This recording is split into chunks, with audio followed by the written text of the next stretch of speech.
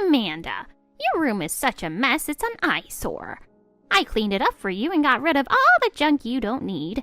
It's not like you were using any of it anyway, right? The recycling company is here now, so they'll take everything away. What? Wait a minute, you threw away my things without asking me?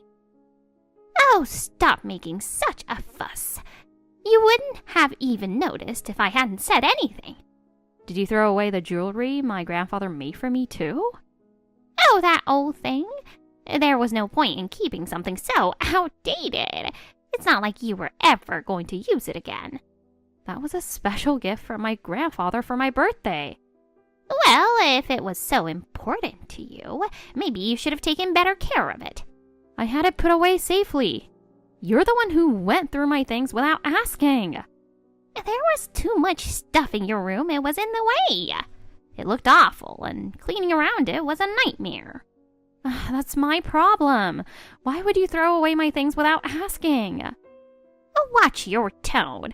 You should be grateful you're even allowed to live here, and now you want to complain about what I do? Just because I live here doesn't mean you can throw away my things however you like. Oh? Then why don't you start paying rent? Maybe then you'd have a say in what happens around here. That's ridiculous. That's not how this works. And it wasn't just my jewelry, was it? My photo album too. Oh, that? I tossed it out too. What? That album had photos of my parents. They passed away. How could you throw something so important away without even checking? How was I supposed to know?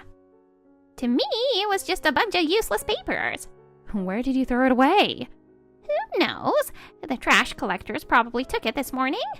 No way. It meant a lot to me. You need to learn your place as my daughter-in-law. Focus on taking care of the house. Stop getting emotional over every little thing and just do your chores quietly. Oh, I've had enough. I'm telling my husband everything. What?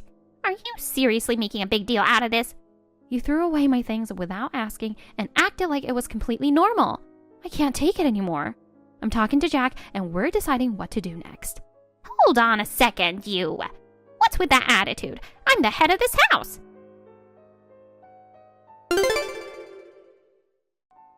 Amanda, where are you and what are you doing? I just finished shopping and I'm packing the bags. What? How long do you plan to stay out shopping? The sun is about to set. How much time do you need to waste? Do you even know what time it is? I'm sorry, Karen. I'll be home soon. Please wait just a little longer. You're taking way too long with shopping. You weren't just standing around chatting, were you? I'm sorry, I got stuck in traffic.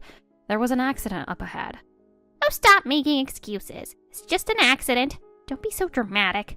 Anyway, hurry up and get home and start making dinner. Just because Jack gets home late doesn't mean you can serve dinner late. I want to be in bed by 9, so I need to eat early. Your schedule doesn't matter. You should be serving food when I want it. That's only natural. I understand. I'll hurry. You haven't even cleaned the bathtub or brought in the laundry yet. What exactly have you been doing all day? Today I mowed the lawn, waxed all the floors, polished the shoes, and organized the storage room. You spent the whole day on just that? Oh, Amanda, you're really slow at everything. If you worked more efficiently, you could have finished all that in half a day. I skipped both breakfast and lunch and tried my best. No matter how hard you try, if there are no results, it's meaningless. Also, handling house chores is pretty much a given. Or are you looking for praise? You're the wife in this household. Taking care of the family and doing chores is your responsibility. If you start lazing around and neglecting your duties, I'll kick you out. I have no use for a lazy woman in my house. But this is such a big house. Maintaining it is really tough. Even cleaning just one room takes a lot of time. And the yard is massive, so mowing the lawn takes forever. You knew what you were getting into when you married into this family. Back in the day, wives were much more capable. When I was your age, I was doing housework from morning till night. Compared to that, you're way too soft. This isn't just a rental house. It's not some ordinary lease. We're staying here thanks to my in-laws' generosity, so we have to take good care of it. That's exactly why proper maintenance is necessary. Inside and outside, everything needs to be kept spotless. Oh, wait, Karen. This house isn't actually registered under your name. Of course not. The owner is Paul, my father-in-law, which makes him your grandfather-in-law. Not just the land, but the house itself belongs to him. We're just living here because he allows us to. I see. I had heard that the land originally belonged to the Main family, but I didn't realize the house did too. That's right. The Main family has been wealthy landowners for generations. They own a lot of properties, and this is just one of them that they let us use. And we're basically staying here for free. Normally, renting a house this big would cost a fortune in rent alone. That's why we can't go against my in-laws. Having a place to live is a blessing. That's true. Even just renting a house comes with a huge financial burden, and buying one would be unbelievably expensive. Exactly.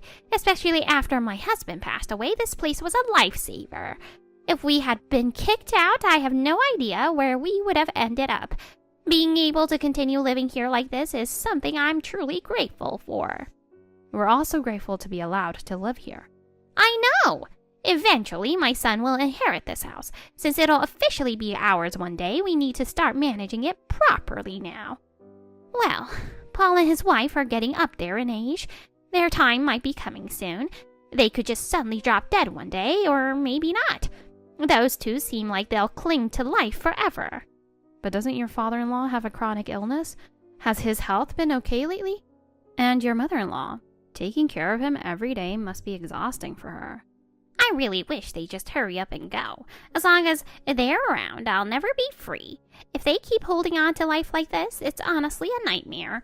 As long as those two are still alive and well, we'll always have to answer to them. It's such a hassle. Especially Carol, my mother-in-law.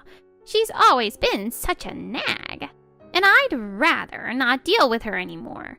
She nitpicks every little thing, complains no matter what I do, and I'm so sick of it. But both of them are stubborn like cockroaches. They just won't go away. It's honestly annoying, but I doubt they're going anywhere anytime soon. They're old enough already, but their energy is unreal. If they don't start slowing down soon, the burden just keeps falling on me. Karen, how could you say that? At their age, they're still going mountain climbing. Even for younger people, that's tough, but I never thought they'd still be doing it at their age. Not only that, but lately they've been into walking, strength training, and even building their stamina. If they keep doing that, they're just going to live even longer. I just want this to be over already. At this rate, they'll probably stick around for another 8 years at least. I don't think that's an appropriate thing to say. I think that's going too far. That's such an awful thing to say. Oh, stop acting all righteous. Give it a few years and you'll be thinking of the same thing about me. You'll start seeing me as a burden too, thinking I've lived too long. Or maybe you already wish I'd disappear. That's not true. I want you to stay healthy for as long as possible. Too bad for you. I plan to live until I'm 110.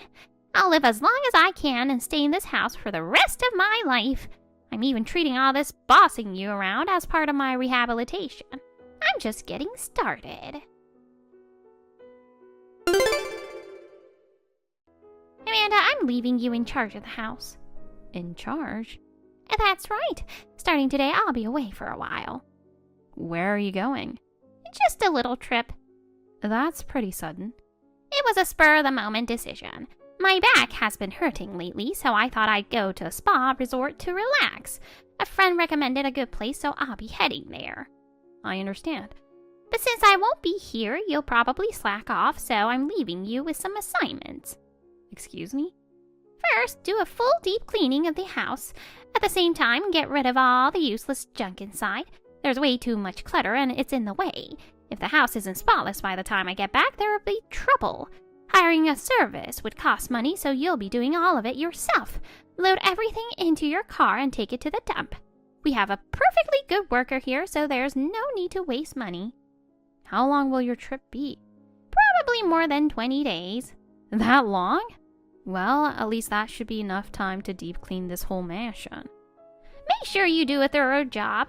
I want the house to feel clean and refreshed. I've been thinking it's time to finally declutter. Ever since my husband passed, I kept putting it off. There's still so much of his junk lying around. It's been sitting there for years untouched, and honestly, it's just in the way. Anything that hasn't been used recently, just throw it out. Understood. But don't you have anything sentimental from your husband? I'm worried I might accidentally throw away something important. I'll make a list of what to keep. Everything else can go. Not that I really have anything sentimental. Is that so? I only loved him for the first few years. After that, there was nothing. By the end, I couldn't even stand breathing the same air as him. Honestly, just having him in the house stressed me out. This was before you married into the family. But after his business failed, we ended up struggling financially. Our lifestyle completely changed, and I couldn't afford luxuries anymore. That's why we had to borrow this house from Paul. I see. I do appreciate what Paul has done for us, but if I'm being honest, I never wanted to owe anyone anything. I wanted to live life on my own terms, but in the end I had no choice but to swallow my pride and ask for help. It was humiliating. But really, we had no money because of him, so there was nothing I could do. If my husband hadn't failed in business, we wouldn't have ended up in such a miserable situation.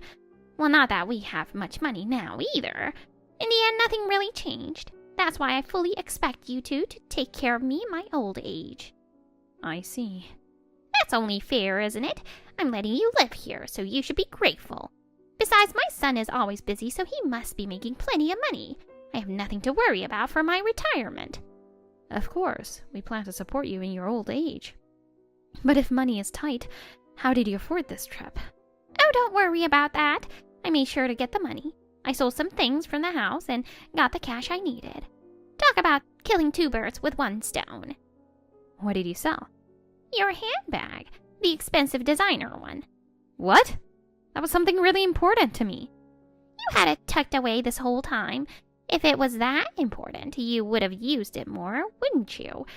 It was such a shame to leave it sitting there unused. There's no point in keeping something locked up like that. Seriously? How could you sell it without even checking with me first? That was my late grandmother's keepsake. How could you sell something so precious without my permission? Oh, stop whining. Do you have any idea how much I do for you in this house? I'm letting you live here, so the least you could do is hand over a designer bag without complaining. Ugh, you're so stingy. Besides, it was just collecting dust, wasn't it? At least now, it can actually be useful to someone. Your grandmother would probably be happy about that, even in the afterlife. You call it a keepsake, but if you just let it sit and gather dust, isn't that the real waste? And in this house, I'm the one in charge. What I decide is final. You have no right to complain. No way. You did this without even asking me. All right, I'm heading out now. I want to relax during my trip, so don't contact me. Got it? Don't bother me no matter what. What should I do if I have questions while I'm cleaning? Well, figure it out yourself. You're so annoying. Stop asking me about every little thing. It's just extra work for me. You're not a child, so quit whining and just do what I told you. Jesus, this is such a hassle. You know what? I'm just going to block you while I'm away. But what if something happens? Shut up! You're so persistent. You're really getting on my nerves. If there's an emergency, just deal with it yourself. But what if there's an unexpected accident or... Nope, not happening. If anyone's going to kick the bucket, it'd be Paul or Carol first. But those two are still full of life. Even if you tried to shove them into a coffin, they wouldn't stay in it anytime soon. Hey, are you serious? You're absolutely useless. Why are you always like this? The chores aren't even close to being done. Amanda, is dinner ready yet? The laundry is just sitting there unfinished. I'm sorry, Karen. I'm at a funeral right now. I'll take care of everything when I get back. A funeral? Wait, what? Who died? Someone from your family? No, it's Paul. What? What are you talking about? That's impossible. You're joking, right? There's no way that could happen. I'm not joking. It's the truth. Your father-in-law passed away suddenly. How? He was perfectly fine just a little while ago. I can't believe he died so suddenly. It really was so sudden. No one ever expected something like this to happen. Everyone is in shock, especially Carol. She's completely devastated. It doesn't seem like she'll recover anytime soon. If that's the case, why didn't you tell me sooner? How could you keep something this important from me? This is an emergency. I need to get there right away. But Karen, didn't you tell me not to contact you during your trip? You blocked me, and you didn't even give me the phone number of where you were staying. Even if I wanted to tell you, I had no way to reach you. That's true, but no, I can't just sit around like this. I can't believe I was wasting time relaxing during something like this. I've got to rush over to their place. Even if I get there late, it's better than not going at all. That's true. Wait, hold on. What the hell? Wait a second. This can't be right. The closet where I kept my morning clothes, it's gone. Yes. When I checked the closet, I found mold growing inside, so I got rid of it. Also, while you were away, I cleaned up and organized the whole house. I worked really hard on it all by myself. Are you kidding me? Where the hell is my morning attire? Somewhere in the storage room on the second floor. What? Somewhere? Where exactly? How am I supposed to find it if you're being so vague? I'm sorry, I'm not exactly sure. Since you hardly ever used it, I figured it wasn't important. So I put it away with the rest of the unnecessary stuff, deep in the storage. What the hell were you thinking? How could you just shove something that important away like that? But Karen, didn't you tell me to clean up properly? So I did exactly as you said and tidied everything up. I really didn't expect you to get this mad about it, though. You've gotta be kidding me. What am I supposed to do now? There's no time left and I don't even know where it is. This is ridiculous. Sorry, but the funeral service is starting now. We can talk again later. Hey, wait!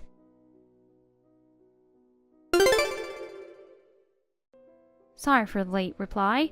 There was a lot to take care of. Before I knew it, it got this late. Karen, are you okay?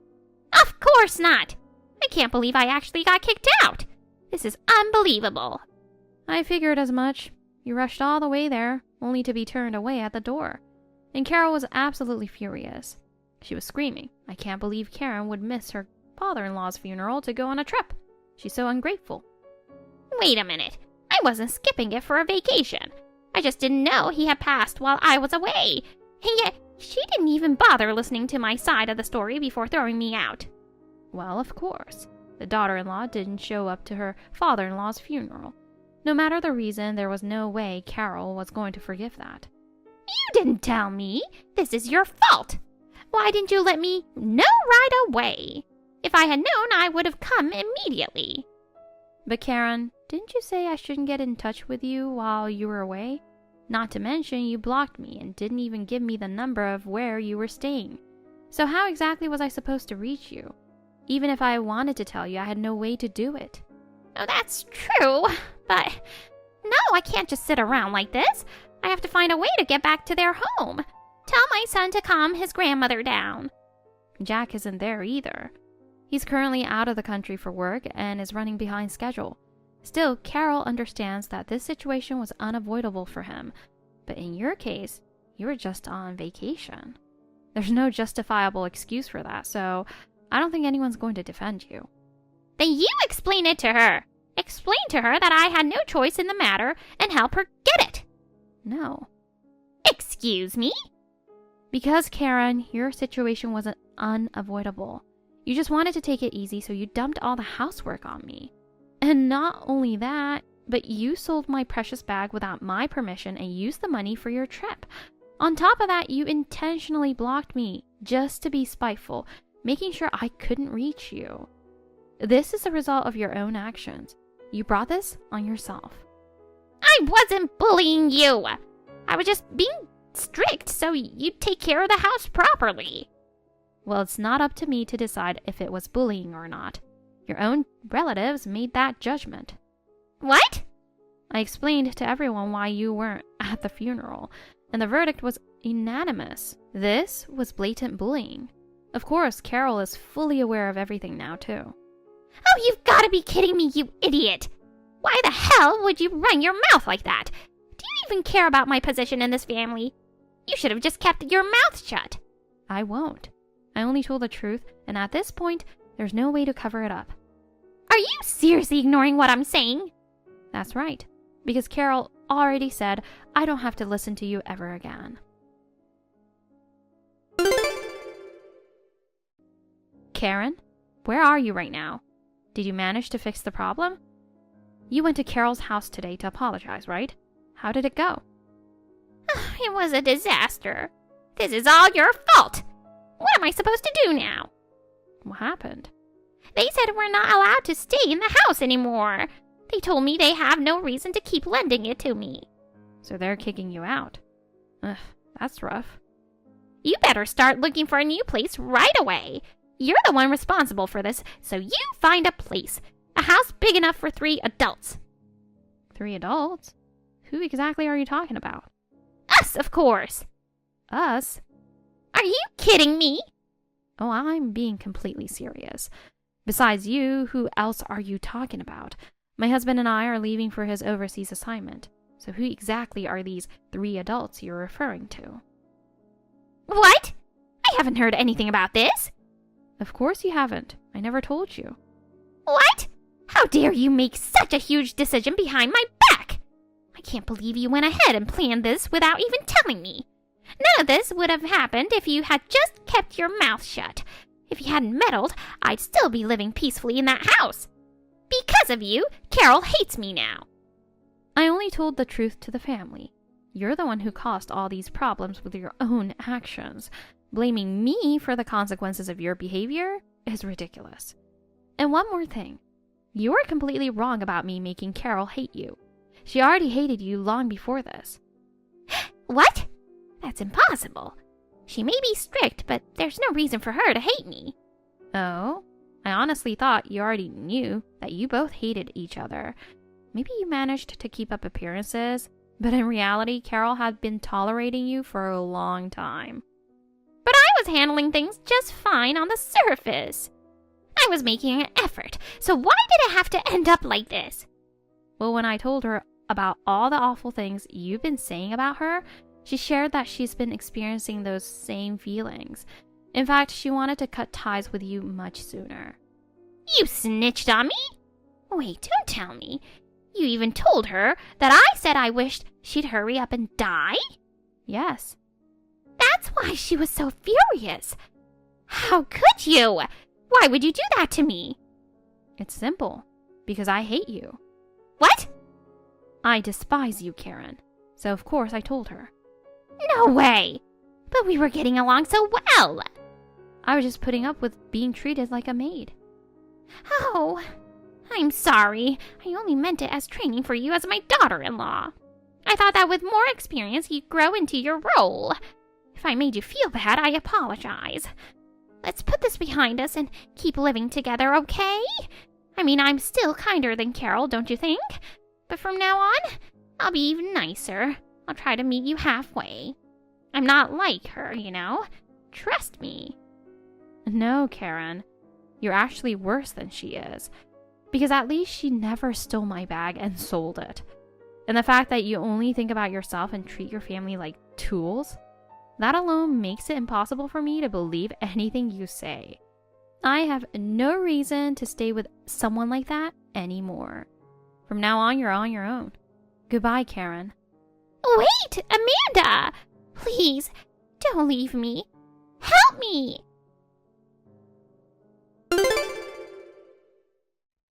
After my husband's overseas transfer was finalized, I didn't hesitate to move to Singapore. Finally, I was free from that awful mother-in-law and could enjoy a peaceful life with just my husband. Mornings where I could take my time brewing coffee, going out whenever I pleased, eating whatever I wanted. It's amazing how much I once took simple freedom for granted. Meanwhile, back in America, Karen's life spiraled downhill. Banished from the main house, abandoned by every relative, she had no one left to turn to. The only place she could find was a decades-old rundown apartment, far from the bus stop, barely any sunlight, but at least the rent was cheap. I couldn't stop myself from laughing at how fitting they were. for someone who always exuded that level of arrogance. But that was only the beginning of her downfall. With barely enough money to get by, she survived on leftover bread crusts and instant soup in the days leading up to her pension payment. She cut down on utilities so much that she shivered through winter without heating. She used to constantly remind me, "You should be grateful that I let you live in this house." And yet now, she wasn't just being allowed to stay somewhere. She was completely ignored. She has no one to order around, and nobody even notices she's there. Not just me, but her own family, her relatives. Every single person she used to treat like dirt, they had all abandoned her. This lonely life was nothing more than the result of her own actions. And then, to make matters worse, Karen lost her last remaining hope. Carol, the one she feared and resented, made sure of that. She sold the main house's land, and in its place, a luxury apartment complex is now being built. My mother-in-law always said, "That house will one day belong to my son." Too bad, there was no home left for her to return to. And the best part? How her son Jack responded when she reached out to him for support. I half expected him to say, "Isn't there something we can do for Mom?" Instead, he simply said, "She made her choices. I'm protecting my own family." Hearing that, I nearly cheered out loud. And just like that, Karen was completely, utterly alone. Serves her right. As for me, I'm going to enjoy my peaceful new life in Singapore. Sis, I heard from Mom. Is it true you were seriously injured and hospitalized? Ellie, I'm sorry for worrying you. Thanks for calling. Are you okay to text now? I'm fine. I broke my leg, my knee or thigh the femur. I can move my hands fine. I'm okay.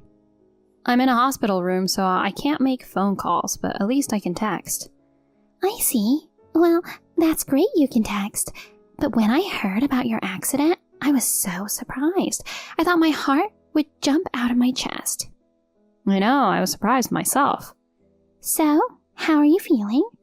The surgery was a success, but I can't walk, so I have to stay in the hospital for a while. Oh, really? All right. I'm going to take rehabilitation seriously. Oh, yeah. I guess you'd have to. I bet you're in pain, too. Well, it's only been a few days since the accident. I'm still in pain. Still, it's getting a lot better.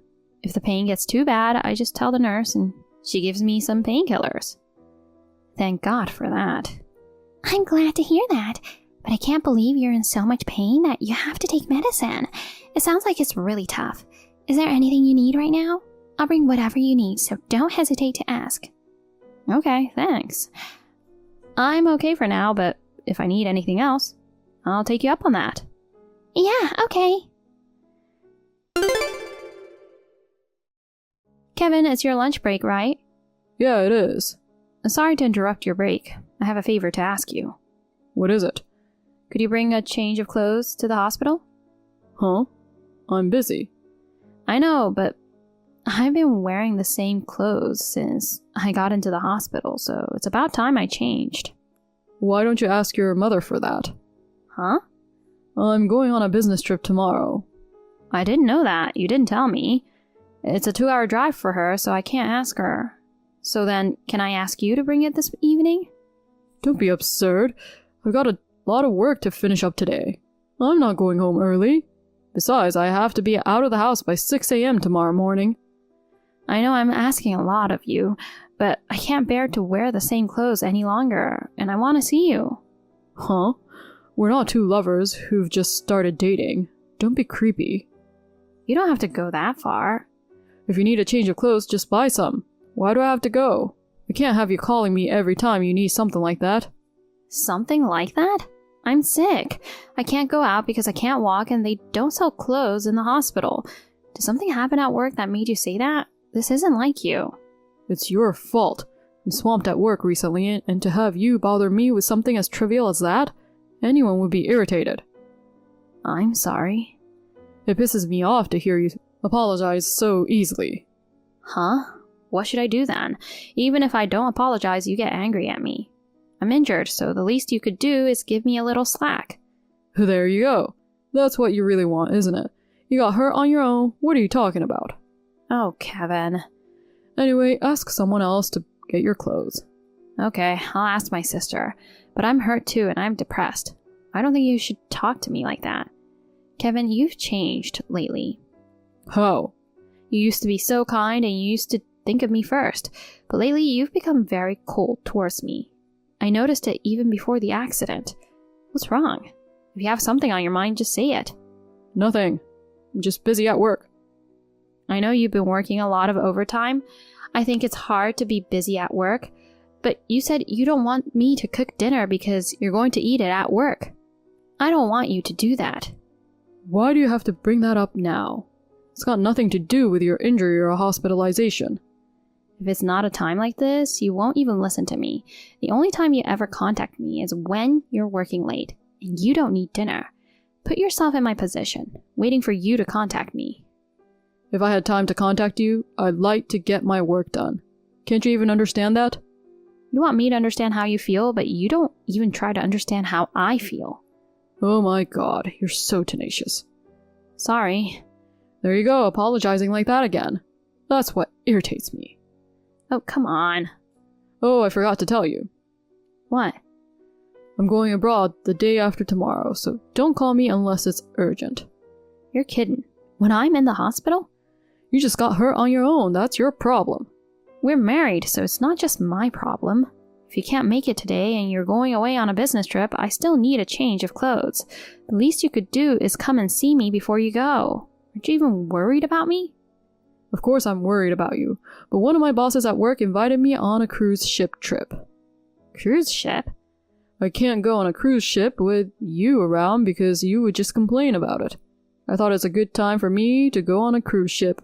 I'm really looking forward to going to a southern island. You're kidding. I can't believe it. I'm about to go through a very hard time in rehab. So then let me ask you, what is it I can do for you? Nothing, right?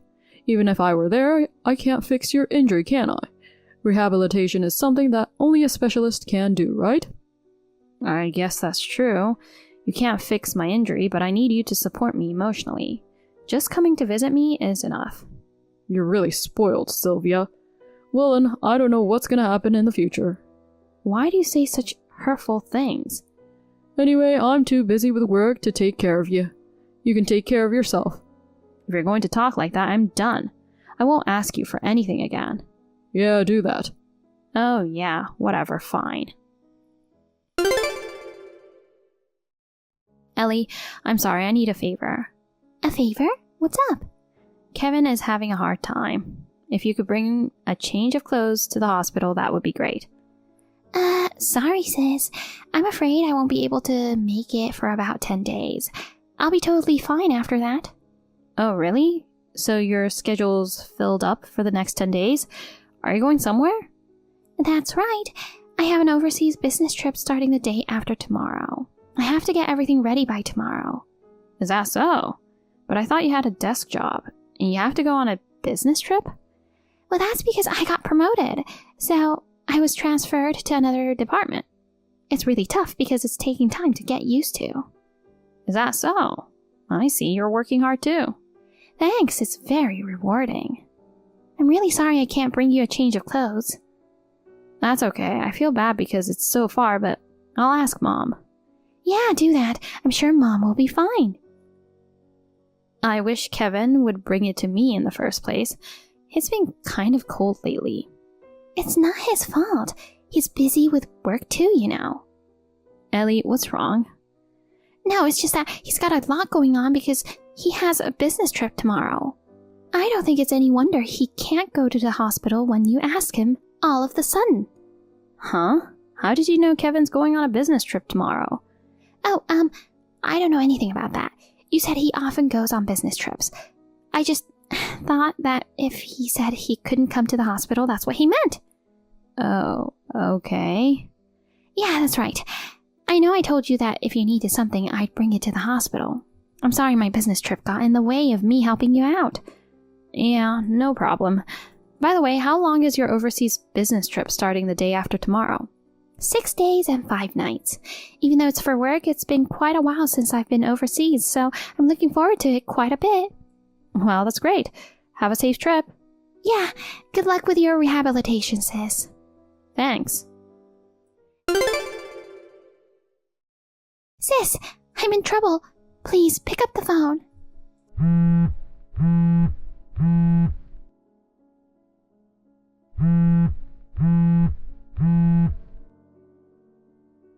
Sis, what are you doing? Please return my call.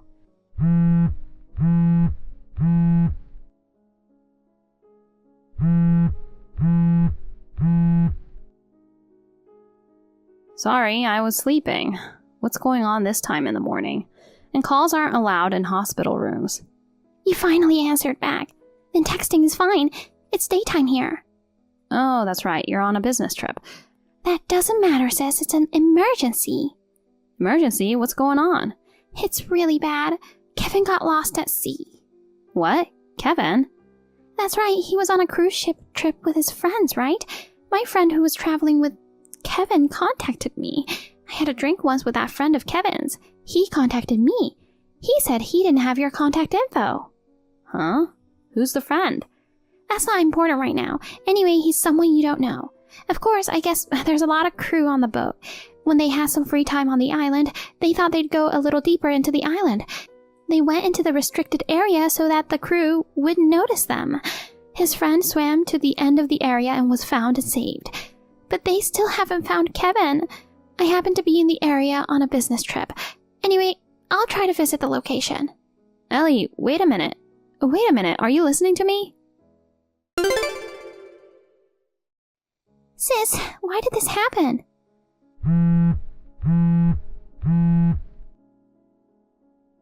So I told you earlier that I can't answer the phone, didn't I?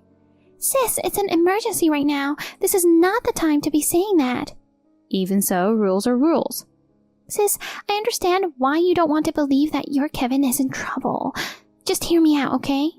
Something happened to Kevin? We found him, but he was already in cardiopulmonary arrest. I just arrived at the hospital, but when I got there, he was already gone. His belongings were swept away with him. The rescue team found them and they're here. And they found out it was Kevin. Ellie, is this true? I know you don't want to believe it, but you don't think I would lie about something like this, do you? I know you've been in a lot of pain. I can't believe it either. I know. I can't believe it either. Yeah, I know. What I can't believe is that nobody has contacted me. What? I mean, they didn't have your contact information. I explained that to you earlier. Well, I don't know what you're talking about. But if his stuff was found and it was confirmed to be Kevin's, his wife, I would have been contacted as well, right? Well, yes, but I have no idea why you weren't contacted. I haven't heard anything from Kevin's parents either. What's going on? Huh? Oh, what do you mean, what's going on? Normally, the spouse, me, would have been contacted immediately, and I am sure his parents would have been notified too. If Kevin's parents knew about this, they would have contacted me immediately. And yet, I haven't heard a word from them. Don't you think it's strange? Sis, this is not the time to talk about it. You have to work out the details about insurance and so on. You have a lot of work to do, don't you? I don't care about that. What hospital are you at? And tell me the name of the friend who contacted you. I'll tell Kevin's parents and head over there right now. I'm here, so you don't have to come. What are you talking about? My husband is gone. How can I not go see him? But we're overseas. I'm nearby and you're in the hospital and can't walk. At a time like this, you should let me handle it. Ellie, you say that, but you're on a business trip, right? Are you sure you don't need to get back to work? My brother-in-law is important to me. I don't care about work right now. Leave this aside of things to me. You do what you can there. I was kidding when I said I was going right now. I haven't heard anything from the locals or from my relatives. I'm sorry, but I don't believe you when you just say my husband's dead. So are you trying to say I'm lying? Well, it's true that I don't believe you. That's terrible, sis. I really want to believe you, Ellie, but this time, I think it would be kind of strange if I did. Sis, I don't blame you for wanting to escape from reality because you're in shock. But you feel sorry for Kevin, don't you? Yeah, I thought something was strange. What's strange? That he suddenly said he was going abroad. Then you said you didn't care about working as long as you got paid. You getting a career advancement and going on an overseas business trip? I couldn't understand why. On top of all that, Both of your schedules just happened to line up at the same time. If you say you aren't lying, then, as I said before, give me the friend's name and contact info. I'll talk to him myself. I don't know his name either. We just had drinks together once and exchanged numbers. I introduced myself, but I forgot his name. Besides, I told my friend that my sister is in the hospital. You can't even call him. It would be a big hassle for you to get in touch with him. I've already figured it out. What? Ellie, I knew it. You're lying. You doubt me? I told you I'm not. If you're going to lie, why don't you do a better job of it? Anyone can tell when you're lying. And you knew Kevin was on a business trip the day before. You knew I asked him to bring a change of clothes. Who told you that? That's impossible. That's, I've suspected it ever since. What? That you and Kevin might be having an affair. Huh? You like Kevin, right? So when I said something, you were angry, weren't you? You've always been a terrible liar, you know. Sis, what are you talking about? You have other things to do right now. You know, this isn't the time to be talking about cheating or stuff like that. You won't admit you're lying. Okay, fine then. However, I'm going to tell my parents and Kevin's parents. I'm going to report everything you've told me and our conversation the other day. What? Because Kevin might be dead, right? If that's the case, I can't not tell them. Can I? I'm going to contact everybody right away. Bye. Sylvia, what the hell are you doing? I knew you were alive. You would be, wouldn't you? Why didn't you believe Ellie? You're crazy not to believe what your own sister says. Ellie? You guys are so close. If she really were my sister, she wouldn't try and betray me. And she would never have an affair with you, my husband. Besides, her lies were so bad. I knew it was a lie right away. If she were really trying to trick me, she could have done a little bit better of a job of it. Shut up. I never thought you wouldn't believe it. What do you mean, shut up? I'm in the hospital with an injury. You didn't even bring me a change of clothes. You lied to me and went off to have an affair with my sister. While I was in rehabilitation, you are fooling around with my sister. Are you kidding me? And she pretended you died in an accident? Did you really think you could get by with that? It couldn't be helped. Don't keep blaming me. What? It's 100% your and my sister's fault. Are you saying it's my fault? Yes, it is. It's your fault that you're not attractive. Ellie's so cute by comparison. Visiting you in the hospital after you've been seriously injured would just be a bitter experience. It's much more fun to hang out with Ellie. After being with Ellie, I felt like I wanted to break up with you and spend the rest of my life with her. That's disgusting. Then why didn't you just be honest and say so? Pretending that you disappeared from the world in order to break up with me? Are you crazy? Huh? Why do you have to go that far? I know what you're thinking. You lied to me because you didn't want to pay me alimony, didn't you? You're really stingy, aren't you? Shut up. Getting angry at me just means I'm right. Well, if there's one thing I didn't do well, it was not seeing who you really were. I don't know why I married a scumbag like you. Say what you want. It's really your fault for not seeing it. I'm only nice to people I really like. I didn't like you much, but you seemed to love me. That's why I married you, so be grateful. What? Are you telling me you never really loved me in the first place? How could anyone really love an ugly person like you? You were making good money. I thought I'd take advantage of you until I found someone else I liked. So when I heard you were in the hospital, my first thought was, I can't count on your income. That's really horrible. So I decided to make a move. I decided to be with Ellie. But I thought it'd be a waste to pay alimony to a girl like you. You're right. You've got good instincts. So I talked it over with Ellie and came up with a way to avoid paying alimony. You two are perfect for each other, aren't you? You're both such jerks. Why do you have to be such a jerk to me? You insisted on marrying me, so I married you. You should be rather grateful. An ugly woman who can't do anything but work. Who else would take you? You're lucky you got married at least once. Huh. You don't have to say that. I'll never forgive you for what you did to me. You don't have to forgive me. I'll be happy with Ellie. I don't care what you think about me anymore. Oh well, say that while you still can. After Ellie spilled the beans, I contacted a private detective. He's gathering evidence as we speak. We already have a lot of proof. Even this text exchange should be more than enough. Huh? A detective? I didn't hear anything about that. Why should I tell you? You should be thankful I told you now. I just called. their office. They sent me all the evidence they have. This trip, you and Ellie were sitting in the lobby, holding hands and looking at each other. You're kidding, right? I'll ask my lawyer to take care of the rest. You won't be hearing from me anymore. I'm sorry. I'll pay you the alimony, so just drop the lawyer. We're gonna get in a lot of trouble. What? What are you talking about? My parents and your parents heard what happened. They're really pissed off. Of course they are. Your parents said they're going to disown your sister. Don't you feel sorry for her? No, I don't. My parents told me about that too. I think it's only natural. What are you talking about? You should help Ellie. You're Ellie's sister. You should intermediate. You should be helping her. What are you talking about? Who do you think is in pain? I've been badly injured and I'm in the hospital in severe pain. I'm going through a rough rehabilitation. My husband doesn't even come to visit me or bring me a change of clothes. On top of that, he's having an affair with my sister. I'm hurt and depressed too. I will never forgive you two for the rest of my life. What? For the rest of my life? It's going a bit too overboard, huh? Unlike you, my in-laws are sane, thank God. They bowed down to me over and over again and apologized on your behalf. They must have known you weren't going to pay the alimony anyway. They said they'd pay. Really? Oh, that's lucky. And they said they'd make you pay them back. What? They said they'll put you to work under their supervision to make sure you don't run away. They said they'll make sure you pay in full what they paid for you. Oh no. I've given the in-laws the contact information for the lawyer. I'm sure they're working it out with them. You didn't think I could do anything because I was in the hospital, did you? Don't underestimate me. And you guys are building a house to live in together, right? Why do you know? The guy from the detective agency told me. I don't remember you having that kind of money. Well, I thought that if everybody thought I was dead, I could get the insurance money. Oh God, I didn't think you were that stupid. Of course, anyone could find out that you're alive if they did a little research. There's no way you'd get the insurance money.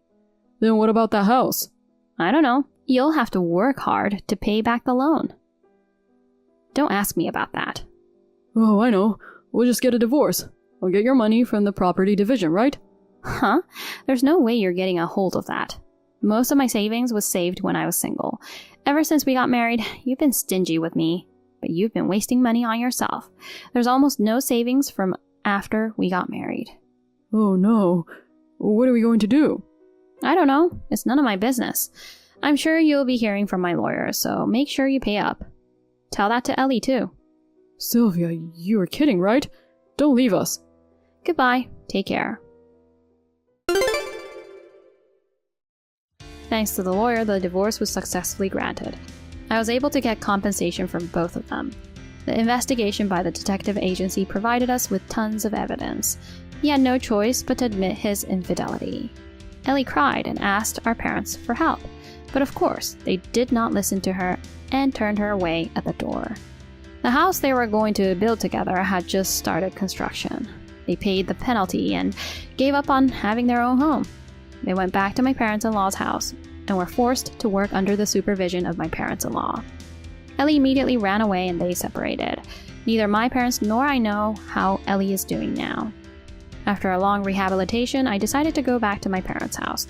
With the support of my parents' kindness, I am slowly regaining my daily life. I can't just take advantage of my parents' kindness. I'm planning to take good care of my parents when I get well again.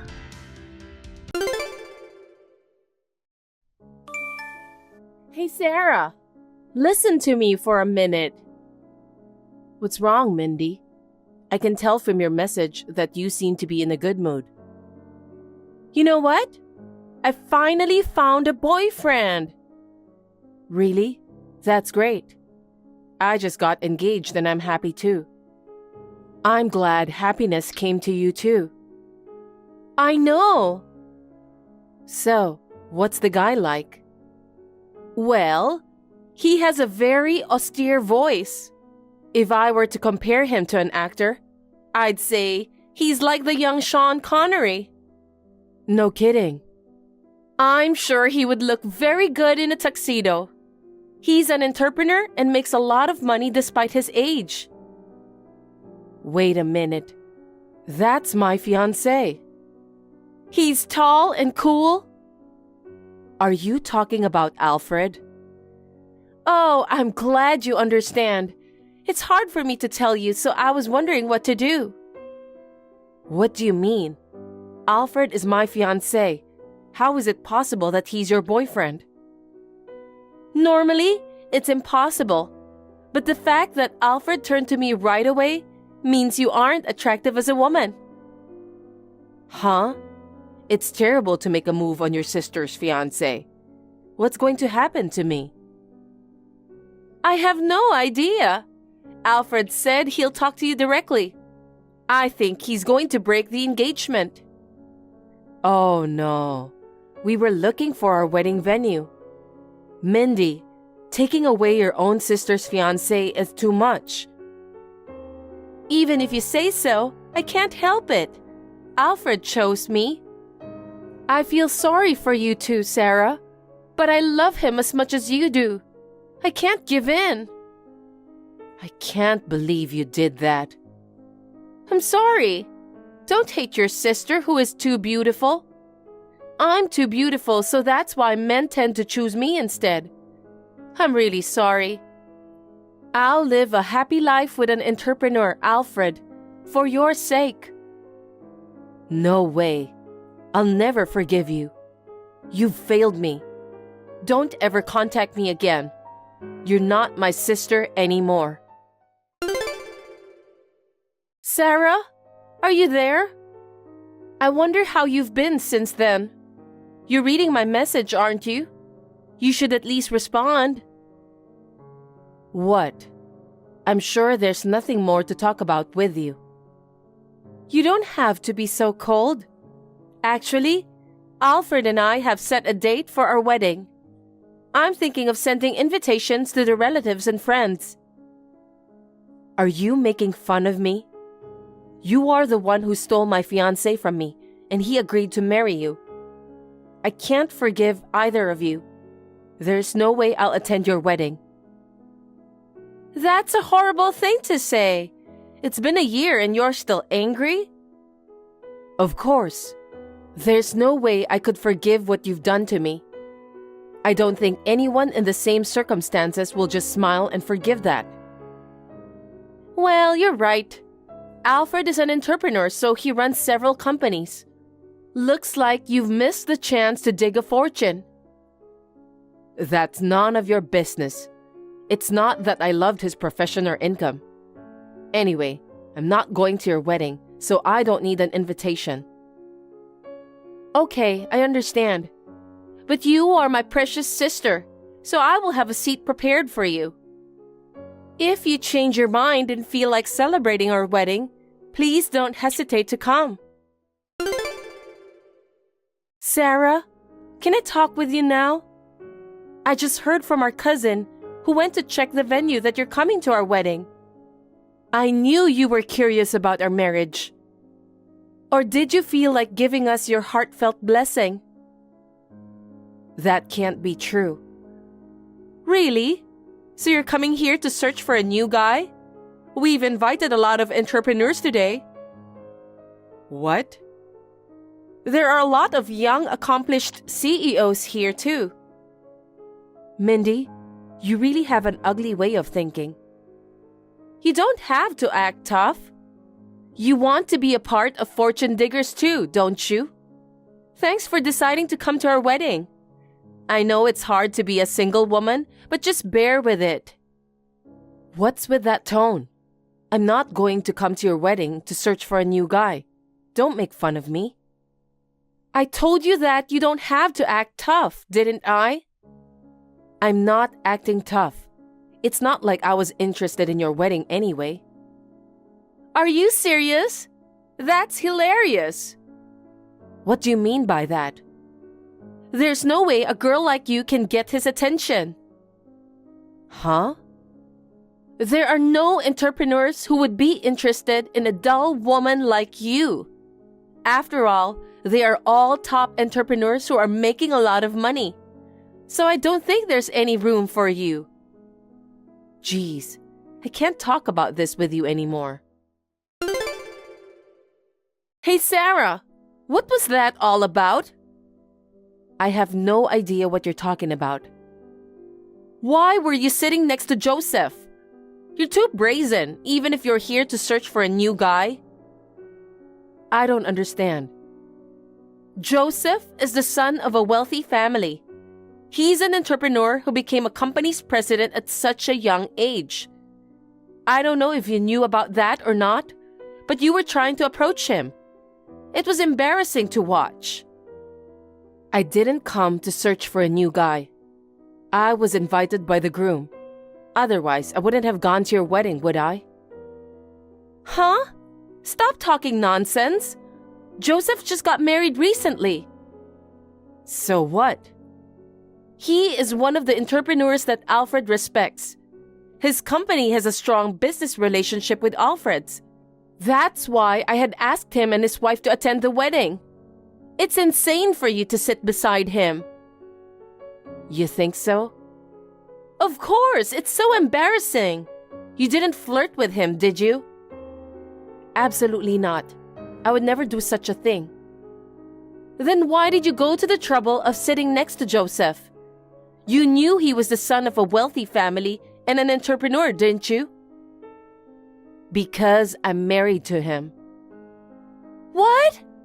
What are you talking about out of the blue? I didn't hear anything about you getting married. Don't try to act tough at this point in time. You're not married, but you want to get married, right? That's why you came all the way to our wedding. That's not true. I'm a married woman. Don't make me laugh.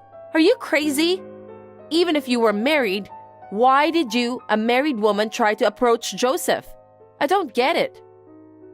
That's what I've been telling you since a while ago. I'm Joseph's wife. What?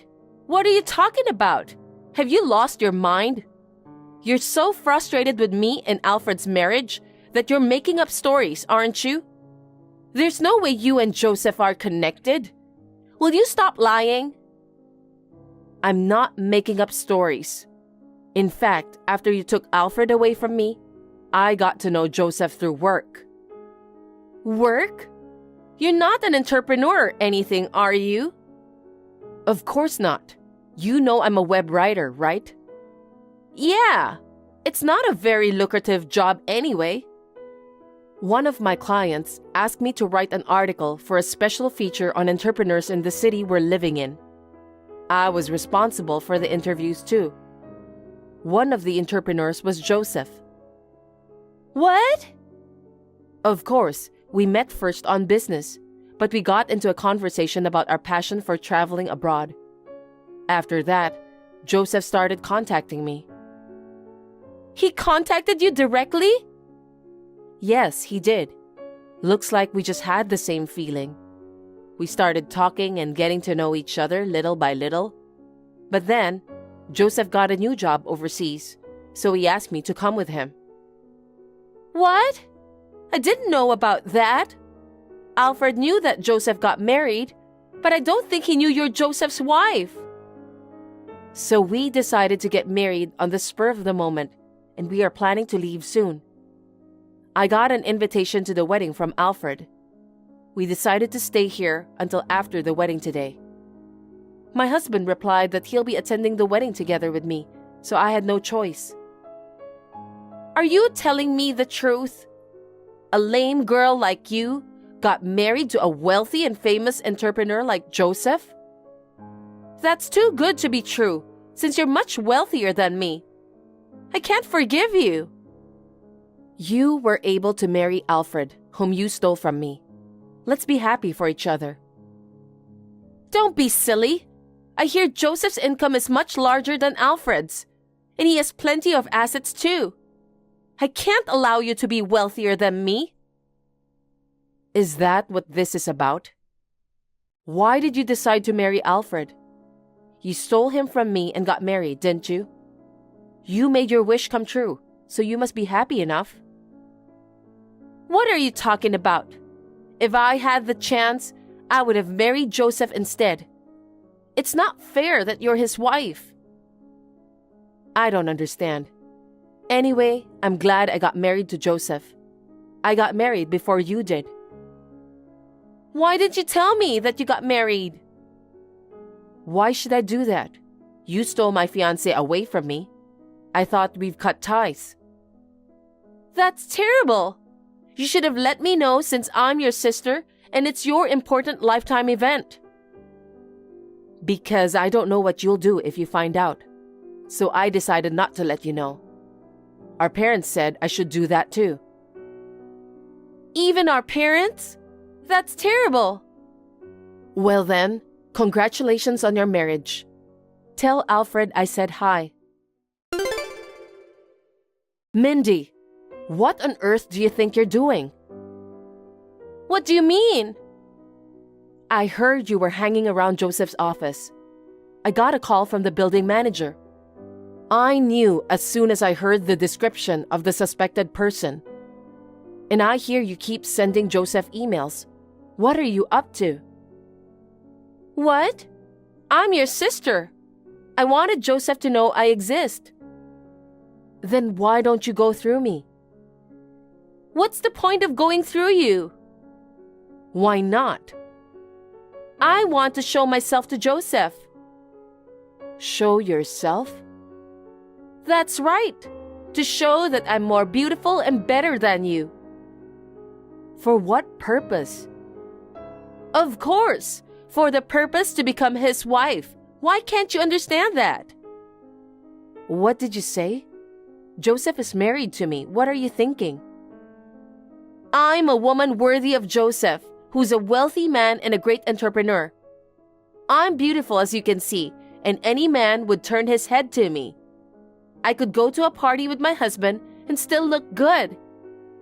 I'm a much more suitable wife for Joseph than you are. Are you crazy? You and I are both married. So what do you mean by being a suitable wife for Joseph? No, I'm sure Joseph will be attracted to me. I'm sure he'll think I'm more suitable for a wife than a lame woman like you. I told you he's already married. You don't stand any chance. You should divorce Joseph right away. What? I don't think you're a suitable wife for a great entrepreneur like Joseph. Someone like you is bad for him. That's not true. Joseph knew about my relationship with Alfred and you, and he decided to marry me. He has the ability to see the truth. That's why he's such a great entrepreneur. I don't think so.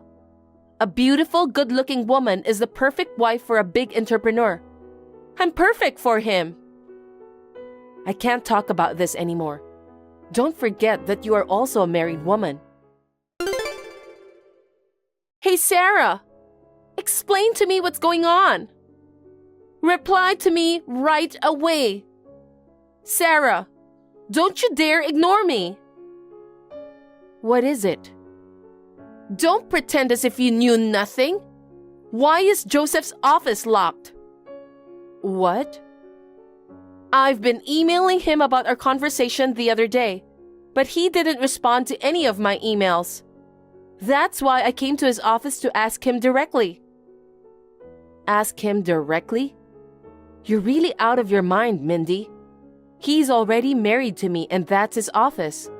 It's a place to do business. Mixing business with private life is what he hates the most. It doesn't matter. He'll surely turn around when he sees and gets to know me. Let me see Joseph. That's impossible. I wonder why you are being so arrogant and selfish. You even took away my fiancé and married him. And now you're trying to steal Joseph away from me too? That's right. If I marry a wealthy and successful man like Joseph, I'll be secured for the rest of my life. So let me see him. That's impossible. What makes you think so? If I don't meet him, I can't tell him how incompetent you are. You don't have to do that. What about Alfred? He's your husband, right? Of course, I'm breaking up with him. What? Joseph is more attractive to me than Alfred. To be honest, I married Alfred because I gave up on him. Unexpectedly, you gave me a chance. I'm grateful for that, so let me see Joseph as soon as possible. I can't let you meet him. Why not? You're not going to let me see him at all cost? I understand. You're scared. Huh? You're afraid Joseph, who finally got married to you, will fall for me in an instant, aren't you? What are you talking about? You're really getting on my nerves. You see, I've never been rejected by a man. It's understandable that you're worried. I beg your pardon? He's not the kind of guy who'd fall for someone like you. You won't know that until I meet him, so let me meet him. That's physically impossible. Tell me why. I told you, didn't I? He asked me to come with him because he's going abroad for work. That's why we got married on short notice. Is that so? I told you we were waiting for your wedding to be over before we leave, didn't I? What? We're not living here anymore, so I can't let you see Joseph. No kidding.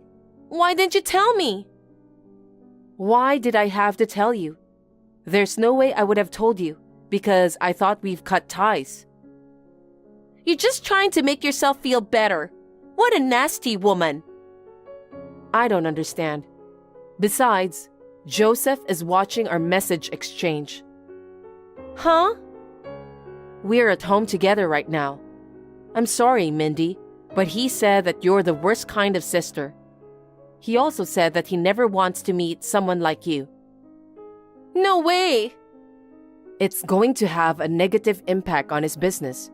So Joseph is going to cut the business relation with Alfred's company from now on. Why? Alfred didn't have a good reputation in the industry to begin with.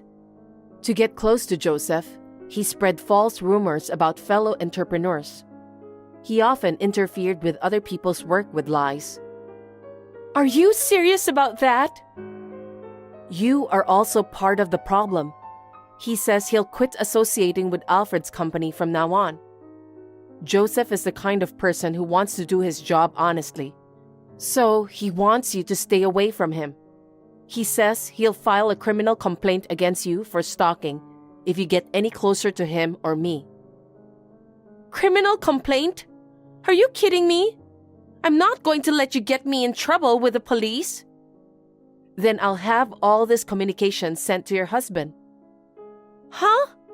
Don't do anything unnecessary. You don't have anything to do with Alfred anymore, do you? Well, I have nothing to do with him, and I don't want anything to do with him. But I want him to know who you really are for his own sake. Who I really am? You're just aiming for his fortune, right? Alfred's income as an entrepreneur and the townhouse where he lives. You were attracted to his luxurious fashion, so you stole him from me, didn't you? You weren't attracted to his personality at all. That's not true. But on the day of the wedding, you found out that I was the wife of Joseph, an entrepreneur whom your husband also admires. Joseph is a wealthy man and is much more popular and earns much more money than Alfred. So you used me to get close to Joseph. And at the drop of a hat, you tried to steal my husband away from me just like last time. I didn't mean to do that. I'm Alfred's wife. I married him because I love him. Mindy, it's too late. I revealed every message we exchanged. And I sent the screenshot to Alfred, just now. Why are you doing such an unnecessary thing? Can you imagine what would happen to me and Alfred if you do that? Because it's true, so I can't help it. Your true feelings are being spewed out on this line. Alfred should have the right to know about his wife's true feelings, so I'm just letting you know. Oh no! I'm going to get dumped by Alfred. You said that you'd break up with Alfred, right? You should have no problem then. That's only the strategy if I can get married to Joseph. That's enough. I can't believe how selfish and greedy you are. How much do you think I've been hurt because of that? Joseph is the one who healed my broken heart. I didn't choose him for his inheritance his income, or his profession. I'm not like you. Then you shouldn't have sent those screenshots to my husband. Don't get in the way of me and Alfred. I didn't mean to get in the way. I just wanted Alfred to know the truth. I will never forgive you, Mindy. Well, it's the same for Alfred too. Joseph punished Alfred, so that's good enough for me. It might be tough for Alfred to continue working as an entrepreneur from now on. Huh? What have you done? If Alfred's job gets harder, it will affect my life too, right? I don't think so. Why not? Just now, I got a message from Alfred who saw the screenshot. He said that he's divorcing you immediately. It's obvious, isn't it? What do you mean by divorce? What's going to happen to my dream of becoming rich and living a wealthy life? I don't know. I think your dream won't come true, and I'm quite sure of that. You might have to live a completely different life. I don't want that to happen. Sarah, do something about it. It's your fault for getting engaged to Alfred, isn't it? I don't know anything about that. Alfred was already taken away by someone else. Anyway, this is the last time for me to contact you. What? I'm going to live abroad for a while, so don't contact me anymore. I don't want to remember anything about you. I'm going to block your number too. Are you going to leave me alone after all this? How dare you? You're the one who started this mess, Mindy. I want you to reflect on what you've done, even for a little. Okay, I got it. I'm sorry. I'll apologize for what I've done, but can you convince Alfred? Tell him that he was wrong about me and that I really love him, please. Don't be silly. Bye. After that, Alfred wouldn't even see Mindy.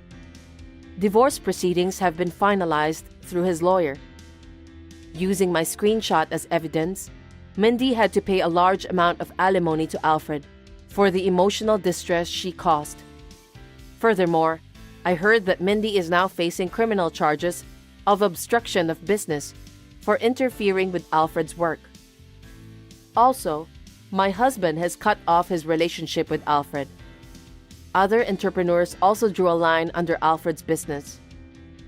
Alfred's company will soon fall into financial difficulties. No wonder that he is facing criminal charges. From now on, Mindy will lead a life that is the complete opposite of the wealthy and glamorous life she dreamed of. She deserves it because she has done so many nasty things. As for me, I will be living abroad with my husband for a while. It's a very stimulating life, and my skills as a writer are improving. Also, my workload is gradually increasing. I would like to make an effort not to be dependent on my husband.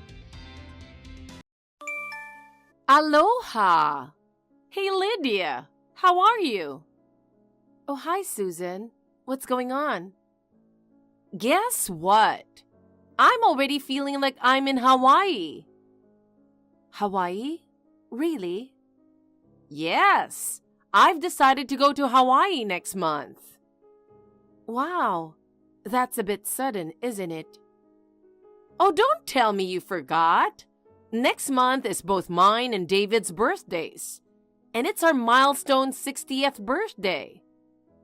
Oh, right. You and David are turning 60, aren't you? Exactly. Every year, I've been asking David for a Chanel bag or a Hermes scarf for my birthday. But this year is special. So I thought, why not go bigger? Go bigger? Honestly, I think getting designer goods every year is already pretty extravagant. Oh, come on. It's just once a year. I'm allowed to be a little spoiled, right? But you know, recently, a friend of mine went to Spain. She explored the beautiful streets of Barcelona and saw Gaudi's amazing architecture. So I thought I'd like to go somewhere special too. Barcelona, huh? That sounds nice. Gaudi, like the Sagrada Familia?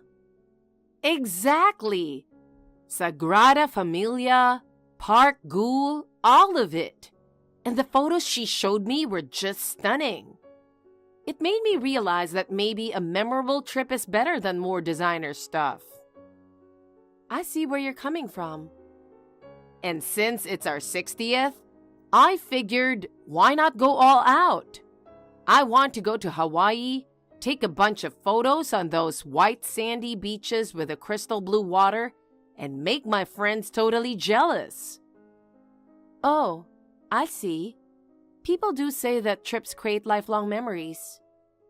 Exactly. Hawaii is a place I've always wanted to visit.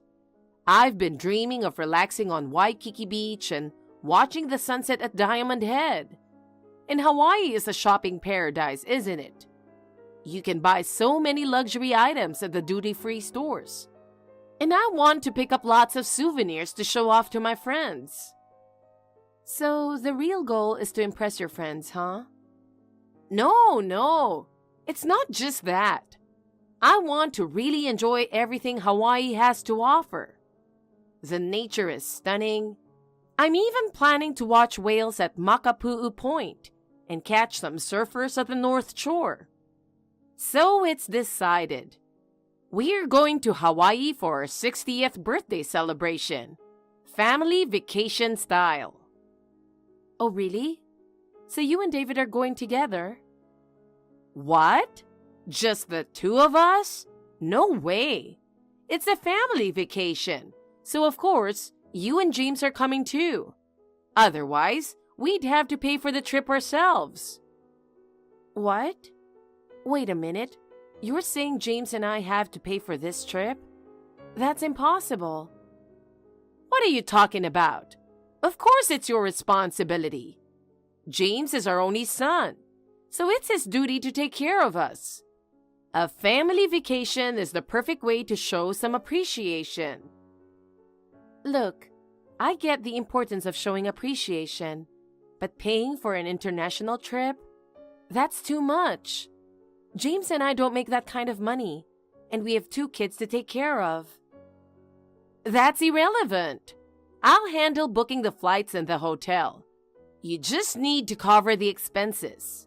And since it's our 60th, I'll be picking out a top-notch hotel. But we really can't afford it. We're saving every penny for the kids' education. And with rising costs, we're barely making ends meet. We haven't even had a chance to go on a vacation ourselves. In this situation, we just can't afford to pay for your trip. You're being dramatic. You both work, so you should have more than enough. I'm a stay-at-home mom, and David doesn't earn as much as he used to. So you two need to step up. Saying you can't afford to take care of us is just an excuse. But it's the truth. I'm thinking of booking one of the most famous, ultra-luxurious hotels in Waikiki, right on the beachfront. It has a private beach, and the rooms come with their own jacuzzi. Breakfast is served in an ocean view restaurant, where the chef prepares a lavish buffet right in front of you. A place like that? There's just no way we can afford it. I'm managing our budget so carefully. I make the kids' lunches every day, and I even eat leftovers to save money. Even so, managing our budget every month is really tough. We just don't have the extra cash for such a luxurious trip. Please, just go with David. Enjoy Hawaii together. What? Are you seriously turning me down? You've got to be kidding. I can't believe this. But it's not just about the cost. Are James and I supposed to go too? We both have jobs, and we don't have anyone to watch the kids. Plus, they're 6 and 2 years old, and they still need me to help them sleep at night. That's just because you're spoiling them. Why not let the older one take care of the younger one? A 6-year-old should be able to handle basic things by now. Back in the day, kids took care of their siblings all the time. Back in the day? Are you talking about when you were a kid? Yes. I was looking after my younger siblings from the moment I could walk. I fed them, changed diapers, cooked meals, and cleaned the house while my mom was out working in the fields. Kids today are way too pampered. You should learn from how people used to live and teach your kids some responsibility. But Susan, times have changed, and so have parenting methods. Nowadays, we prioritize our children's safety and health, so there's no way I'm leaving them home alone. Then why don't you have your parents take care of them? That's not possible. My parents live far away. We'd have to fly to get there. Then just have them come to stay at your house while you're on the trip. Both my parents work. They could take a week off, couldn't they?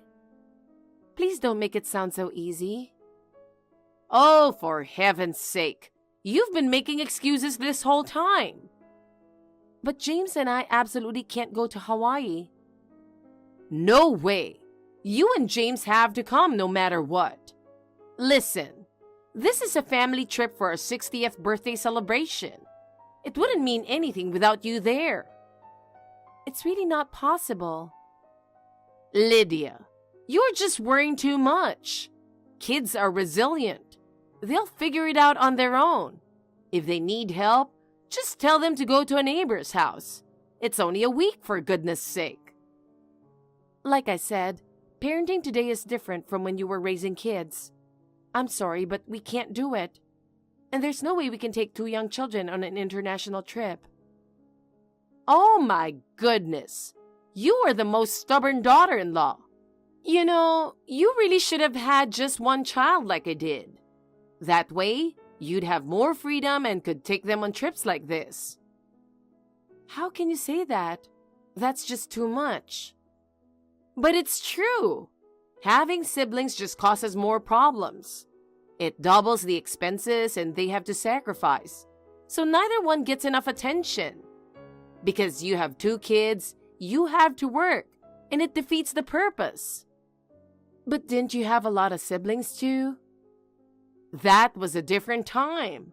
It's fine to have lots of kids if the mother stays home. But these days, young mothers can't wait to get back to work. That's why kids aren't being raised properly anymore. That's just a bias, Susan.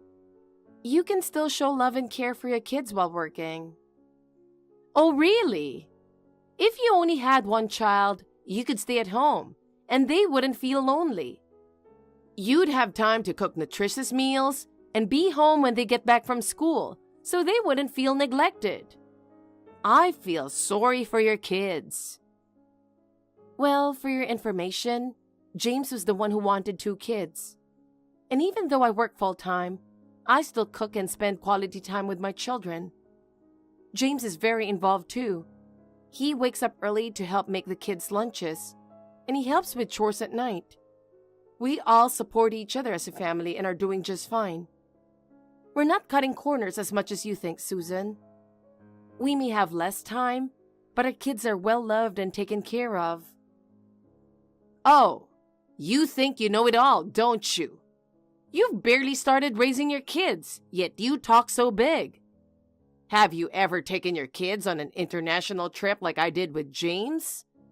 He traveled to all sorts of countries when he was young. Well, no.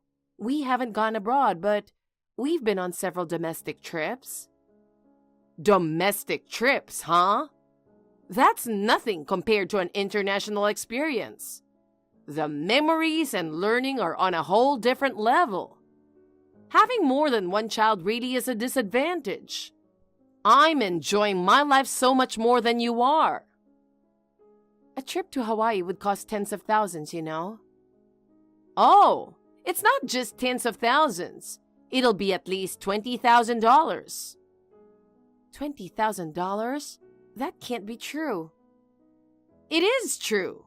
We're staying in a luxury hotel and travel costs add up. Plus, I want to shop to my heart's content and eat the best food. I also want to buy plenty of designer items at the duty-free shops. So yes, we'll need at least $20,000. There's no way we can afford that. And besides, we're not celebrities. We can't afford such an extravagant 60th birthday celebration. If you really want to go, you should pay for it yourself." "Oh, really? Do you have any idea how much money I spent raising my son? If it weren't for me, you wouldn't even have met him, gotten married, or had those 2 kids. None of this would have been possible without my husband and me, right?" "Well, of course. But what does that have to do with paying for a trip?" "It has everything to do with it. Raising Sam until he was an adult cost us at least $300,000. I'm just asking for $20,000 back as a token of appreciation. Am I asking for something unreasonable?" "Yes, you are. I can't understand your logic at all." "I'm only asking for $20,000. I think I'm being a very reasonable mother-in-law. Others would ask for much more." "Most mother-in-laws wouldn't ask to be reimbursed for raising their kids. And besides, didn't we buy you a $500 wallet for your birthday just recently? That was a big purchase for us." "That was cheap. What I really wanted was a $5,000 Hermes bag. I only settled because Sam begged me to. That's why I want you to pay for the Hawaii trip." "Your sense of money is just too different from ours. I'm using a bag I got as a freebie with a magazine." "Well, an Hermes bag wouldn't suit you anyway. You need to be someone with my kind of refined taste to pull that off. And remember, this isn't just for my birthday. It's for your father-in-law's too. We deserve an unforgettable celebration." "I see. I can't decide this on my own, so I'll talk to Sam." "Yes, please do.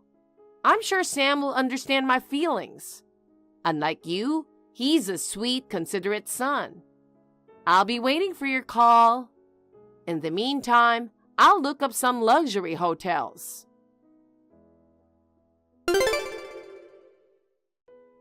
"Hey, have you spoken to Sam about the Hawaii trip yet? Not that I need to ask. I'm sure he agreed, right?" "It's not happening." "Excuse me?" "Sam and I aren't going to Hawaii, so you'll have to go by yourselves or just give up on the idea." "What? Are you kidding me? You did try to convince him, right?" "Yes, I did. But we simply don't have that kind of money, so it's impossible. Please drop it." "No way. I've already picked out the hotel I want to stay at. There's no way I'm giving this up. I'm going to Hawaii, end of story." "What do you want us to do? We can't make money up here out of nowhere." "I'm not getting any younger, you know. You two still have time to save up. But for us, time is running out. Cash out the kids' college funds or your life insurance and use that for the trip." "You're being ridiculous. I'm getting a headache just thinking about it." "You know, if I had known this was going to happen, I wouldn't have pushed for a second grandkid. My older grandson is such a sweetheart. He's always saying he loves his grandma and is so thankful when I give him toys or candy. He's such a lively, bright boy, and I'm really excited about his future. But the younger one, your daughter, she's got your attitude and I can't stand her. She's always giving me this sharp look, never says hi, and cries over the littlest things. And she's so defiant." "She's only 2. It's just a phase." "No, it's either she's got your nasty personality or you're doing a terrible job raising her. If it weren't for her, everything would be so much easier. We could have used that money for Hawaii." "How dare you? Even as a joke, that's way too much. Say whatever you want about me, but don't you dare talk about my kids like that." "I'm just telling the truth. We're your elders, so you should be prioritizing us. And by the way, Sam gave me some souvenirs from Disneyland. You had money for that trip, didn't you?" "That was a birthday present for the kids. We saved up for that. It was their first time at Disneyland. Is that so? You should have saved that Disneyland money for us instead. Such a waste. Are we done here?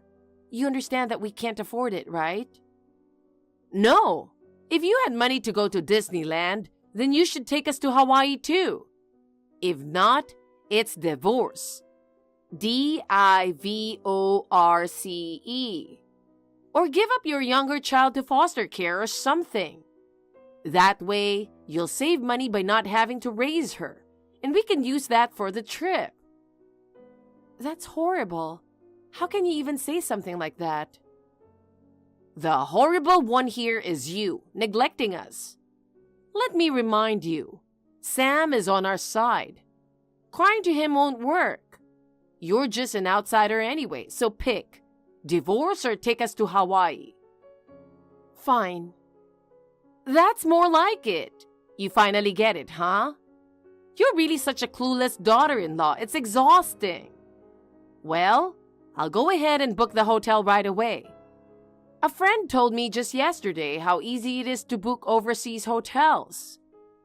Yes, please do. I'll set it up for payment on arrival, so make sure you bring the money. And don't forget to find a place to leave the kids.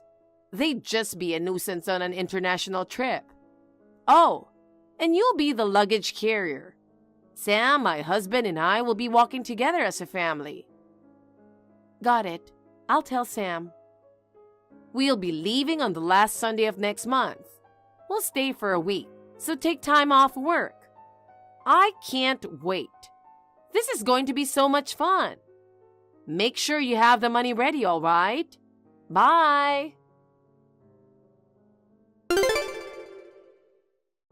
This month has flown by. Tomorrow's the day we leave for Hawaii. I'm so excited, I can hardly wait. How about Sam? Is he excited? Yeah, I guess he is. Of course he is. It's a family trip. Oh, I want to plan out the details for tomorrow, so I'm coming over to your place now. I just bought a Hawaii travel guide at the bookstore today. Let's go over the plans together. All right, we'll be waiting.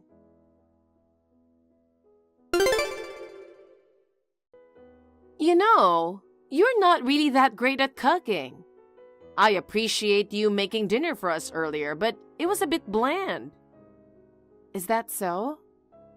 Poor Sam, having to eat that every day. I'll teach you how to make our family's recipes next time. You need to step up and act like a proper wife. Yes, I understand. Oh, and I found your passport, so I picked it up for you. Wait, my passport? Where did you find it? Oh, I'm sorry. I think I accidentally threw it away. What? I can be such a klutz sometimes. Looks like you won't be able to join us on the trip tomorrow. Wait, did you really throw it away? Yep. On my way home, I thought I'd empty my bag, so I stopped by a trash can at the convenience store and must have tossed your passport by mistake. It's too much trouble to go get it back now, so you'll just have to give up. Give up? You did that on purpose, didn't you? No, I'm not that mean. But too bad. I was really looking forward to you coming with us. But now, you can't go to Hawaii. It'll just be me, my husband, and Sam. The real family. That's terrible. Throwing it away is the worst thing you could do. I told you. It was just a mistake. But hey, this works out, right? Your kids can't sleep without their mom, right? Thanks to me, they won't have to miss you while we're gone. I understand. I have things to do, so if you'll excuse me. All righty. We'll be leaving for the airport in Sam's car tomorrow morning, so I'll pick you up early. You just stay here and enjoy your little Hawaii daydreams. See you later.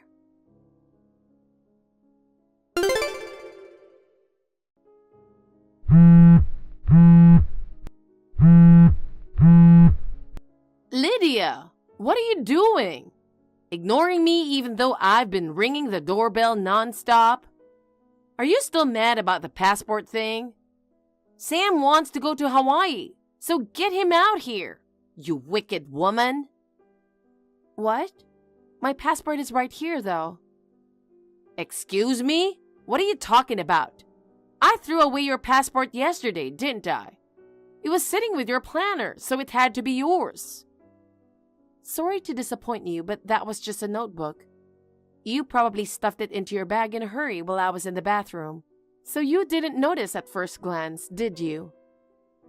What? That can't be right. If it was just a notebook, I would have noticed. Well, a regular notebook, sure. But that was a passport look-alike notebook. I bought it for journaling my trips. I've always loved traveling, so after every trip, I write my memories in that passport-shaped notebook. No way! It looked so real, I didn't notice. Must be the old eyes, huh? It even says passport notebook on it. I had it out because I was planning to write about our recent trip to Disneyland. No! This can't be happening. I was so sure it was real. I never imagined you'd throw it away, but I'm glad I hadn't written anything in it yet. So, you really did throw it out on purpose, huh? If you actually thought it was real and tossed it in the trash, that's practically a crime. Well, you weren't going to properly celebrate our 60th, so I just wanted to teach you a lesson. And now I've been duped. This is the worst. Fine, you can come with us after all. What? We're not going to Hawaii. What? Are you still sulking? Just come out. The plane won't wait for you. No, seriously, we're not going. And by the way, we've already moved out of that house. What? You're kidding, right? You were there just yesterday. We moved right after you left yesterday. So, the house I've been ringing the doorbell at is empty? Yep. No one's going to answer no matter how much you ring. You never told me that. Nope, we didn't. Sam told me not to mention it. He said that? He would never say something like that. He's such a kind son who always puts his parents first. You must have forced him to stay behind because you don't want him to go to Hawaii. I get that you want to blame me, but Sam said he doesn't want to go to Hawaii. That's what I told you from the start. He said it's not financially possible. I thought you were lying. Let me ask you, has Sam ever once told you that he wants to go? Sam told me he gets your calls all the time, but he doesn't answer because he doesn't want to go. I just thought he was too busy with work to answer. That's why I kept calling you. So, Sam really isn't coming to Hawaii? I'm so confused. Let me make it clear. Neither Sam nor I are going to Hawaii. And since we've already moved, please stop making a scene. You're disturbing the neighbors. Wait. I already told your father-in-law that this Hawaii trip is a 60th birthday gift from you too. If you don't come, we can't pay for it.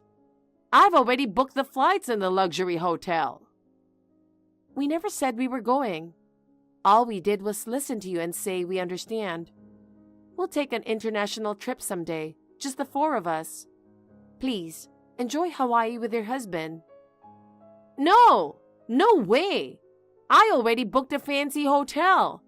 I can't cancel it on the day of. Please, I'm begging you, come. I'll never forget that you told me to put our kids in foster care. Tell me your new address. I'll come pick you up right now. No, thanks. I have no intention of having any further contact with you. No! Take care. Goodbye.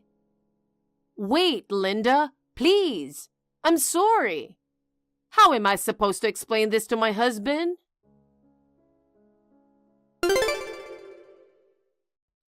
Later, she tearfully explained everything to her husband. They had to cancel the flights and hotel at the last minute. But because they canceled so late, they had to pay a cancellation fee, which she couldn't afford. She had to beg her husband to cover the cost. This incident pushed him over the edge, and just before their 60th birthdays, they got divorced. Now, she's working hard at a job she's not used to, trying to pay back the money she squandered over the years. Since she never worked and only indulged in luxury, I think she deserves to struggle. As for me, I'm happily living in our new home with Sam and our 2 kids.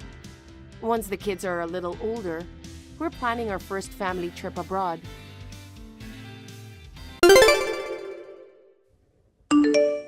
Hello, Mira. I wanted to talk about my birthday this weekend. Good evening, Kathy. Are we having a party again this year?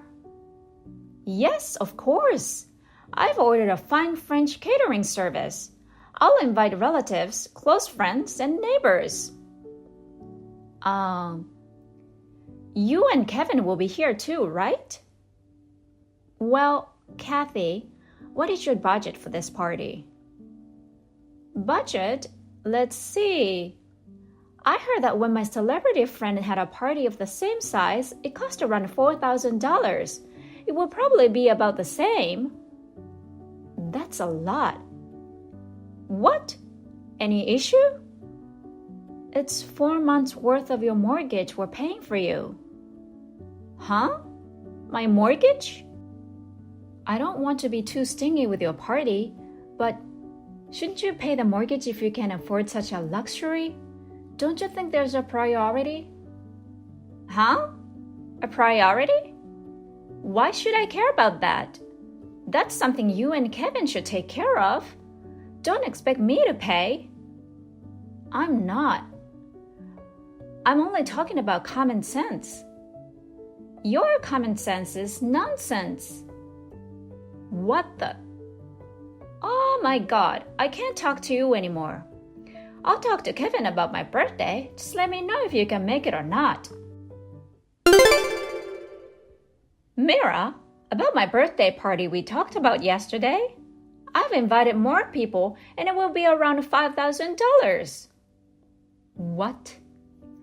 I've also decided to invite my friends from hula lesson. You need more money for your party? Yes, since you're being so stingy, I'm letting you know ahead of time. Kathy, are you sure you're okay with this? Huh?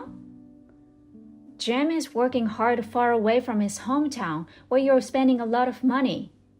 Are you sure you're doing the right thing? What's with that tone? Don't be disrespectful to your mother-in-law. I'm just saying that I'm worried about you. We're doing okay. I don't want you to worry about us. Shouldn't you be worried about yourself? Oh, me? Are you saying you don't have any financial issues? Not so much. Huh? I'm sure I don't need to worry about it for now, but I can't believe you're saying that. I knew it. You're after my money. Well, what? I feel like I'm going crazy talking to you. I'll only contact you when I need to in the future. My blood pressure is rising. Now, if you'll excuse me. Kevin, how's your business trip? Do you have a minute? Hi, Mara. What's up? It's about your mom's birthday party tomorrow. Ah, yeah. She told me it's from 6 p.m. Have you heard how much the party's going to cost? What? No. But with their financial situation, not much, right? Well, that's the thing. She ordered a fancy French catering service, which will cost $5,000. $5,000? That's a lot of money for just inviting relatives. It looks like she's inviting more people. Her friends, neighbors, people from a hula lesson. So that makes it $5,000. I talked to her about the mortgage, but she didn't really care about it. She was upset that I mentioned that. Well, of course I'd like to celebrate her birthday, but We're helping them with their mortgage, and your mom spends all their money like this. I agree. If she has the money to do that, she should pay off the mortgage first. But I don't think your mom is going to listen to me. Either way, the party is tomorrow. It's too late to cancel the catering service. Besides, my mom would not listen to my opinion. I'm the youngest of the 3 brothers.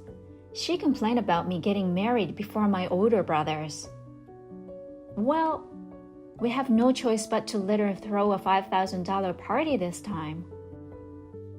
We will see her tomorrow. I'll keep a close eye on her. I'll call my dad too. Yes, that would be great. See you tomorrow. Good night. Okay, good night. Mira, you came to the party with Kevin after all, didn't you? Yes. I heard that you told Kevin to come as a couple. Yes, I want people to have a good impression of my family. If Kevin didn't show up with you, I don't know what people would say behind my back. Oh, I see. But I want you to stay in the kitchen when the party starts. Why? Because you don't qualify to have fine French food. Yes, qualified? You're being punished for not living up to your level. You are always worried about money because you have $1,000 monthly mortgage. Is that really what you think? I'm saying it because I'm the only one who can say it. You bought that expensive condo because you want to show off. What? You have no money, but you made $1,000 mortgage. And yet, you want me to save on my birthday party and put it toward paying off the mortgage. Shame on you. Oh, that's how you interpreted it? No wonder we're not on the same page. My party is about to start, so get back in the kitchen. And when the time is right, pretend you're sick and go home. That way, people will understand. What's the point of doing that? I told my folks I'm in the process of disciplining my beggar daughter-in-law. A beggar? After half an hour or so, you can leave anytime you want. I don't understand. You're not worthy of being my daughter-in-law, so get the hell out of here. I see. I'll stop paying the mortgage then. What? I'll stop paying $1,000 a month from now on. I don't know what you're thinking, but it's you and Kevin who will be in trouble if you do that, isn't it? Kevin and I are leaving now. Yes, please. Mira, hey, pick up. I need to talk about the $1,000 mortgage. Is it true that the $1,000 mortgage is for my house? Oh my, did you hear that from someone? From my relatives at the party. I see. I thought it was a bad joke on the day of the party. But I found out that I hadn't made a payment this month due to an insufficient balance in my account. I didn't understand what was going on. Yes, I had transferred $1,000 each month to Jim's account to pay for your payment. I had no idea. You understand why Jim was transferred to the remote factory, right? I do. He was demoted and his salary was drastically reduced to take responsibility for his team. He was also transferred to an understaffed remote factory. Yes, that's right. A substantial pay cut will affect your life, won't it? Jim asked us for help, thinking that he may be unable to pay the mortgage for almost 7 more years. I am earning a decent amount from a side job, so I decided to help you guys for the time being. What about your expensive condo? I thought you and Kevin took a loan to buy the condo. That was also around when Jim was transferred. The condo is my uncle's property. Eh? Your uncle? I thought I told you about that. My uncle heard about us helping you guys, so he kindly let us stay in the condo with him. Letting you guys stay with him? We're just renting a room in a unit. We don't have a luxurious life. Oh, okay. Jim suggested that we move in with you, but you vehemently opposed it, so we set on the current arrangement. Is that what was going on? You said if I live with my son, I should live with the first or second son, not the third son and his wife. Don't you remember banging the table and refusing to give in? Yeah, I didn't think we were talking about that. We told you everything I just told you. Huh? Jim, Kevin's brothers, Kevin and I. We had a family meeting, right? This is what we talked about then. What? Well, you were half asleep. You only woke up when you refused our suggestions. When we asked you to start working to support the family, you said no. You also said no to Kevin and I moving in with you. We couldn't agree, and I had to compromise a lot in the end. But I never thought that you had rejected me without understanding our suggestions. I didn't realize that. Well, Jim told me that I don't need to help you guys anymore. What? Since you two can't pay your mortgage, he decided to sell the house. Sell? Sell my house? That's right. He didn't want to sell his house, but he felt terrible about making us help you guys.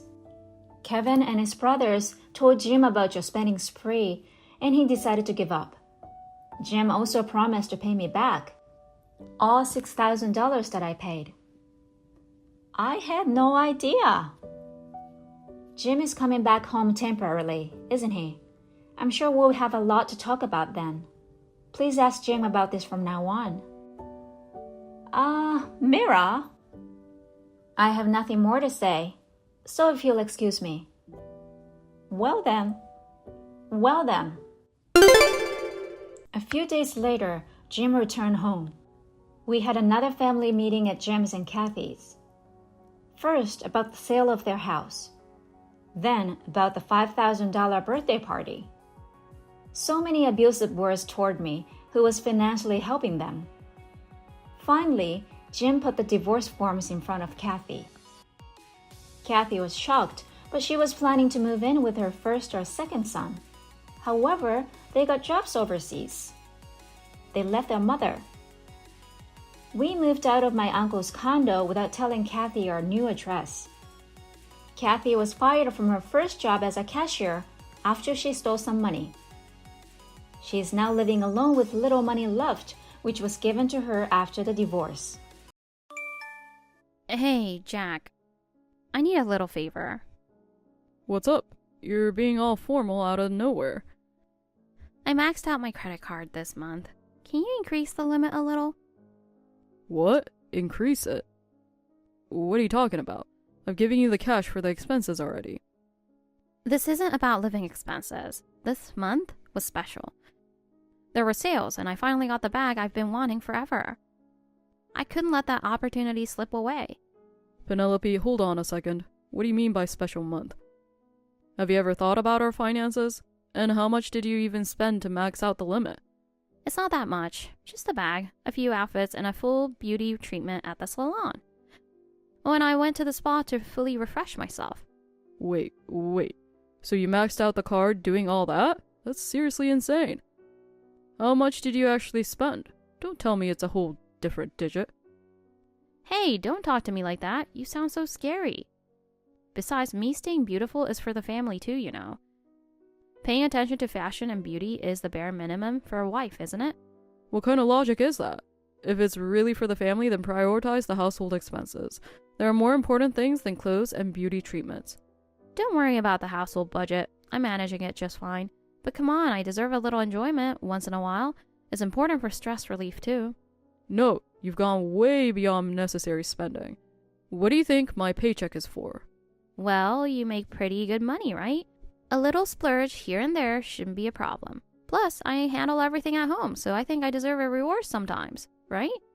No, this isn't just an occasional treat. Come on, don't be so nitpicky. I know our finances better than anyone, so just leave it to me. Anyway, can you raise my credit limit? Absolutely not. And stop spending more. Sort out what you've already used first. Jesus, aren't you being a little stingy? This is kind of disappointing. Come on, I'm the one who's disappointed. You're not even considering the family. It's all about what you want. Huh? What's that supposed to mean? You're seriously blaming me just for having a little fun? Are you saying I should walk around looking shabby? Or what? Do you want me to act like we're broke or something? That's not what I'm saying. I'm telling you to know the difference between necessities and wasteful spending. You know, Jack, you've gotten so boring lately. You used to be kinder and didn't nitpick about money like this. Yeah, because I didn't think you'd be this reckless with spending. Ugh, whatever. I'll handle it myself. Hey, you're not thinking of taking out another loan behind my back, are you? Who knows? It's better to have money I can use freely, don't you think? Penelope! Jack, I need to talk to you. Well, more like, ask for a favor. I'm heading out now. Huh? A favor? Can you have dinner with Hazel tonight, just the two of you? Wait, what's going on? That's kind of out of nowhere. Did something happen? I just can't take her attitude anymore. We got into another argument over something small just now, and I can't even talk to her properly. So I've decided I'm done. I'm going out to eat with some friends to clear my head. Another fight, huh? Well, parent-child arguments happen all the time. Guess that means it's my turn to step in. Maybe I'll make her favorite hamburger steak. That might help cheer her up a little. It's useless. No matter how hard you try, she'll just eat in complete silence. You don't even know how bad her attitude has been lately. She used to be rebellious, but still had a bit of honesty in her. But now she completely ignores me. Even when I talk to her, she barely responds or makes eye contact. It's like I'm nothing more than a housekeeper to her. That's just how teenagers are. Everyone goes through a rebellious phase. Even you must have clashed with your parents when you were in middle school, right? I mean, yeah, but I was never this bad. Anything I say sets her off, and if she doesn't like something, she sighs or clicks her tongue. And now ignoring me has become completely normal. She's just not cute at all anymore. Well, yeah, I get that. It's tough. But this is exactly the time when parents need to stay calm and just watch over them. Watch over her? I'm way past that point. The other day, I was so mad I almost hit her. Wow, that's definitely not okay. You can't resort to violence. She called me a parasite. Can you believe that? Saying something like that to the mother who raised her? I cook, clean, and do the laundry every day. Who do you think I'm doing all this for? That's really bad. But if she's saying something like that, there's gotta be a reason. Hazel was acting normal until recently, right? If she suddenly changed like this, something must have triggered it. It's obviously bad friends. She's been hanging around with weird kids lately. Weird kids? Who are you talking about? That friend from elementary school, Zoe, remember? Oh yeah, they used to hang out a lot. Well, she's totally a rebellious party girl now. Short skirts, dyed hair. She's turned into a delinquent. So I told Hazel to stop hanging out with her, but they're still friends. You shouldn't judge someone just by their appearance. Besides, Zoe's always had a strong sense of justice. Remember when she stood up for Hazel when that boy made her cry? I think she's a good kid. She's aggressive. And you know her mom works at a nightclub, right? Like mother, like daughter. I think she's got a few screws loose. She's not even making Zoe focus on her studies, even with high school coming up. Penelope, you shouldn't judge people by their job. She's raising her kid all on her own. That's not easy. It takes a lot of strength. That just means she couldn't make money any other way. If she were a decent person, she would have married someone decent and wouldn't be working in that kind of business. That's a really unfair way to think. So if Hazel said she wanted to work in that business, would you let her? Of course, I'd be against it. See? Deep down, you look down on them too. I'm against it because it's too risky. The clientele isn't exactly the best, and those places are more or less connected to the underworld. But I don't deny that some people work there because they have no parent and need to pay for school, or because they have to support their family. You think that way because you're a man. You're not secretly going to those places behind my back, are you? I'm not. Well, I have gone once or twice for work-related outings. See? You have been going. That's cheating. Cheating! I'm not cheating. Oh, really? You make good money. So I'm sure you can. I'm the kind of guy who goes straight home when work is over. I don't make detours, and I believe coming home right after work is normal. That's exactly why I don't want you judging people just by their looks or status. Jumping to conclusions based on appearances is the most dangerous thing you can do. And when it comes to friendships, you should try to be a little more open-minded. You can't judge a person just by how they look. Besides, Hazel is a smart kid. She wouldn't just hang out with friends without thinking. You're really too soft on Hazel. You can say that because you haven't actually experienced how awful her attitude is. I'm not being soft, I just trust her. If her own parents don't trust her, who will? Trust her? If that actually worked, I would have built a good relationship with her ages ago. But reality is different. I just can't deal with Hazel anymore. No matter how hard I try, I can't accept the way she treats me. I carried her for 9 months and gave birth to her. Why do I have to be treated like this? Do you have any idea how much I struggled raising her? Her attitude is nothing but disrespect toward her own mother. Just thinking about it makes me furious. I'll talk to Hazel about being more mindful of her words. At the very least, she needs to stop saying things that hurt you. So for now, just take some time to clear your head. Go refresh yourself as much as you need. Yeah, I'll do that. If I don't get a break, I might not be able to take it anymore. Oh, and don't wait up for me. By the time I get home, I'll be too exhausted to shower. Wait, you're staying out that late? What time do you think you'll be back? Who knows? It depends on how I feel. I've already stopped caring, so I'm planning to go out drinking. Take it easy, okay? Don't drink so much that you can't make it home. And make sure you take a taxi back. There have been a lot of dangerous incidents lately, so if you're out late, safety comes first. Yeah, I got it. Don't worry, I'm not going to go overboard. Alright then, I'm counting on you. Hazel, where are you? What happened? It's this late, and you're still not home? I just got a message about it. Mom was really mad. The whole house felt like a storm just hit. Who cares? Let her be mad all she wants. It has nothing to do with me. Hazel, you say that, but deep down you do care a little, don't you? I'm worried about you. Can you tell me where you are? I'll come pick you up. I don't want to tell you. I see. Well, I guess I have no choice then. Looks like it's time for Dad's Hazel detection radar to kick in. What? I've never heard of that before. Well. You see? I just know where you are. I can read you like a book. Wait a second. Let me see. Alright, let me think for a moment. Hazel, right now you're at the beach, aren't you? Huh? How did you know? Did someone see me? No, nothing like that. Whenever something's bothering you, you go to the beach to clear your head, right? You've been doing that for a long time. It's almost always the same spot. Just leave me alone. I don't want to talk to anyone right now. There's no way I can just leave you alone. You're my precious daughter, Hazel. No matter what you think, that will never change. What if I wasn't really your family? What would you do? What are you talking about, Hazel? You don't need to think about things like that. You're my daughter. There's no reason to doubt that. But what if I wasn't? What if we weren't actually related by blood? What? Hazel, what are you saying? Because it's true. You and I aren't biologically related. Hazel, come on. That's not funny. There's no way that's true. You must be mistaken. No, I'm not. It's the truth. At first, I couldn't believe it either. I wanted to think it was some kind of mistake, but I checked and I got the results. I took a DNA test to confirm if you were really my father. What? When did you... I've been wondering about it for a long time, but I didn't want to find out. I was too scared of the truth. But when I looked into my blood type, something just didn't add up. So I saved up my allowance and secretly took a DNA test. And it turned out that you and I aren't biologically related. No, that can't be. That's impossible. But it's the truth. No matter how much I don't want to believe it, the reality is right in front of me. I kept wishing it was some kind of mistake, but it wasn't. This is real. No matter how much I try to deny it, the truth won't change. You and I aren't connected by blood. I'm not really your daughter. Hey, have you heard from Hazel? She's been out this late. Where could she be? Yeah, I found her. Really? Why didn't you tell me sooner? So where was Hazel? I can't believe she stayed out that late without even calling. She was at the beach. The beach? In this cold weather? What was she thinking? What if she caught a cold?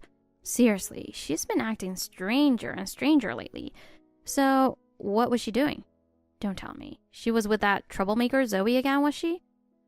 Was she out partying all night? She must have been influenced by bad friends and just doing whatever she wanted, right? No, that's not it. This isn't about that. Hazel has her own reasons, and for now, she's staying at my parents' house. What? Hold on a second. Why would she go to your parents' place instead of coming home? That makes no sense. Wait a minute. Is there a guy involved? Wait, no way. She's not pregnant, is she? No, I refuse to believe this. So that's why she's been so secretive with her phone lately. I knew she'd been acting different, more self-conscious about her looks. I can't believe this is actually happening. That's not it. You're jumping to conclusions. First, calm down. How am I supposed to calm down? Hazel was always such a responsible kid. Running away from home like this isn't normal. Lately, she's been snapping at me all the time. We can barely have a conversation. And her test scores have been dropping too. She used to be so focused on studying, and now she just stopped caring. That's not normal. Everything is wrong. What happened? Penelope, the reason is you. Me? What do you mean? Don't talk like I'm the one to blame. Hazel had a blood test a little while ago because of her anemia, right? Huh? Oh yeah, I remember that. And what about it?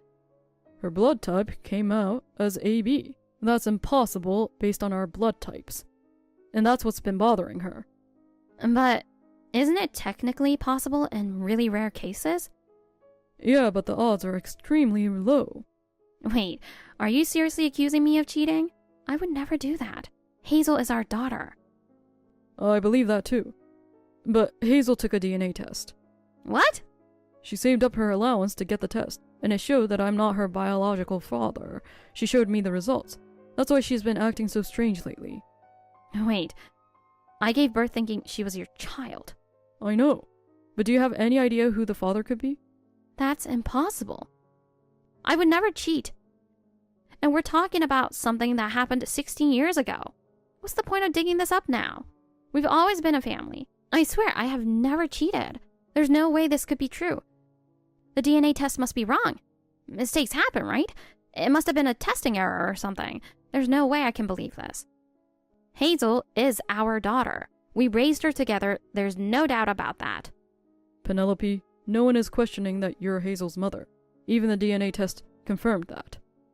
But I'm not her biological father. No matter how much I try to make sense of it, the truth won't change. No. Jack, you're not thinking of leaving us over this, are you? I'm sorry. Honestly, my head is a mess, and I don't even know what to think. I need some time alone. I can't make any decisions right now. Wait, that's not fair. Hazel is our child. We've been a family all this time. This can't just fall apart over something like this. We've spent 16 years together. Are you really going to deny all those years just like that? We're a family, aren't we? Don't say you can't be her father anymore. I still want us to be a family. Once I've sorted out my feelings, I'll contact you. Right now, that's all I can say. Sort out your feelings? You don't need time for that. Jack, don't ignore me. Please, let's talk this through. Come home. Aren't we a family? Jack, wait, don't go. Penelope, I've finally calmed down. I've been able to think deeply about what comes next. I want to meet and talk, so I'm coming home. Jack, just be honest with me. Are you planning to divorce me? I'll talk when I get home. This isn't something to settle over the phone. I can't just wait. Tell me now. You left me in so much uncertainty, and now you won't say anything? That's too cruel. I'm thinking about getting a divorce. What? Are you serious? This has to be a joke, right? We've been together for 16 years as husband and wife, and you're just ending it with one sentence? You're unbelievable. You're the one who cheated first. You betrayed me. But does that really mean you should just destroy our family so easily? It was just a small mistake. Are you saying you don't want a daughter who isn't biologically yours? You're just going to throw us away over that? Oh, that's way too cold. I really thought that no matter what, you would raise her until the end, even if she wasn't your biological child. You've got it all wrong. The one getting dumped here is you, Mom, not me. Huh? Wait, what are you talking about? Oh, I totally forgot to introduce myself. It's me, Hazel. I'm with Dad right now, and he let me borrow his phone. I mean, I'm part of this too, right? I should be involved in this conversation. And besides, Mom, you're seriously misunderstanding something. Dad isn't divorcing you because of me. He's divorcing you because you're still cheating. What? What are you talking about? You are cheating, right? Sure, you might be able to fool Dad. He's too trusting and naive, but you can't fool me. Even Zoe saw you walking around with some guy, and the two of us gathered proof. What? I've actually known about your affair for a while now. That's why I started gathering evidence before telling Dad. But then after the blood test and DNA results showed I wasn't Dad's biological daughter, I thought I couldn't expose you. Because if I told him, I figured I'd end up being separated from him. I don't want to be apart from Dad. But you know what? Dad said he wants to live with me. So he's leaving me and taking you along with him? That's right. He made it clear that he doesn't want someone who has lied to him and me throughout this whole time and is still cheating. Dad mentioned that blood ties don't matter to him, and I'm his sole daughter. He's tough, caring, and has a warm heart. And compared to him, what are you? You act all high and mighty, but you're the real villain here. You pretend to be a parent while doing things you can't even admit to others. Before lecturing me, maybe you should take a good look at yourself. Jack, I really need to talk to you in person. Please come over, if possible, right away. I'm not coming. More importantly, when are you going to sign the divorce papers? You were supposed to do it by today, right? I'll sign them if you come over. I'm never meeting you again. Not now, not ever. I don't even want to see your face. After all the lies you told me, you still have the nerve to contact me? I seriously question your sanity. Because I don't want to divorce you, Jack. You're unbelievable. You cheated on me twice. First by having another man's child, and then by cheating again. And now you're saying you don't want to break up? How can you even say that? I do feel guilty, but it was just a moment of weakness. I happened to run into Hazel's real father half a year ago. And that led to another affair? You're an idiot. Well, at least thanks to that, the truth finally came out. And now I can make him pay damages, so in a way, this actually worked in my favor.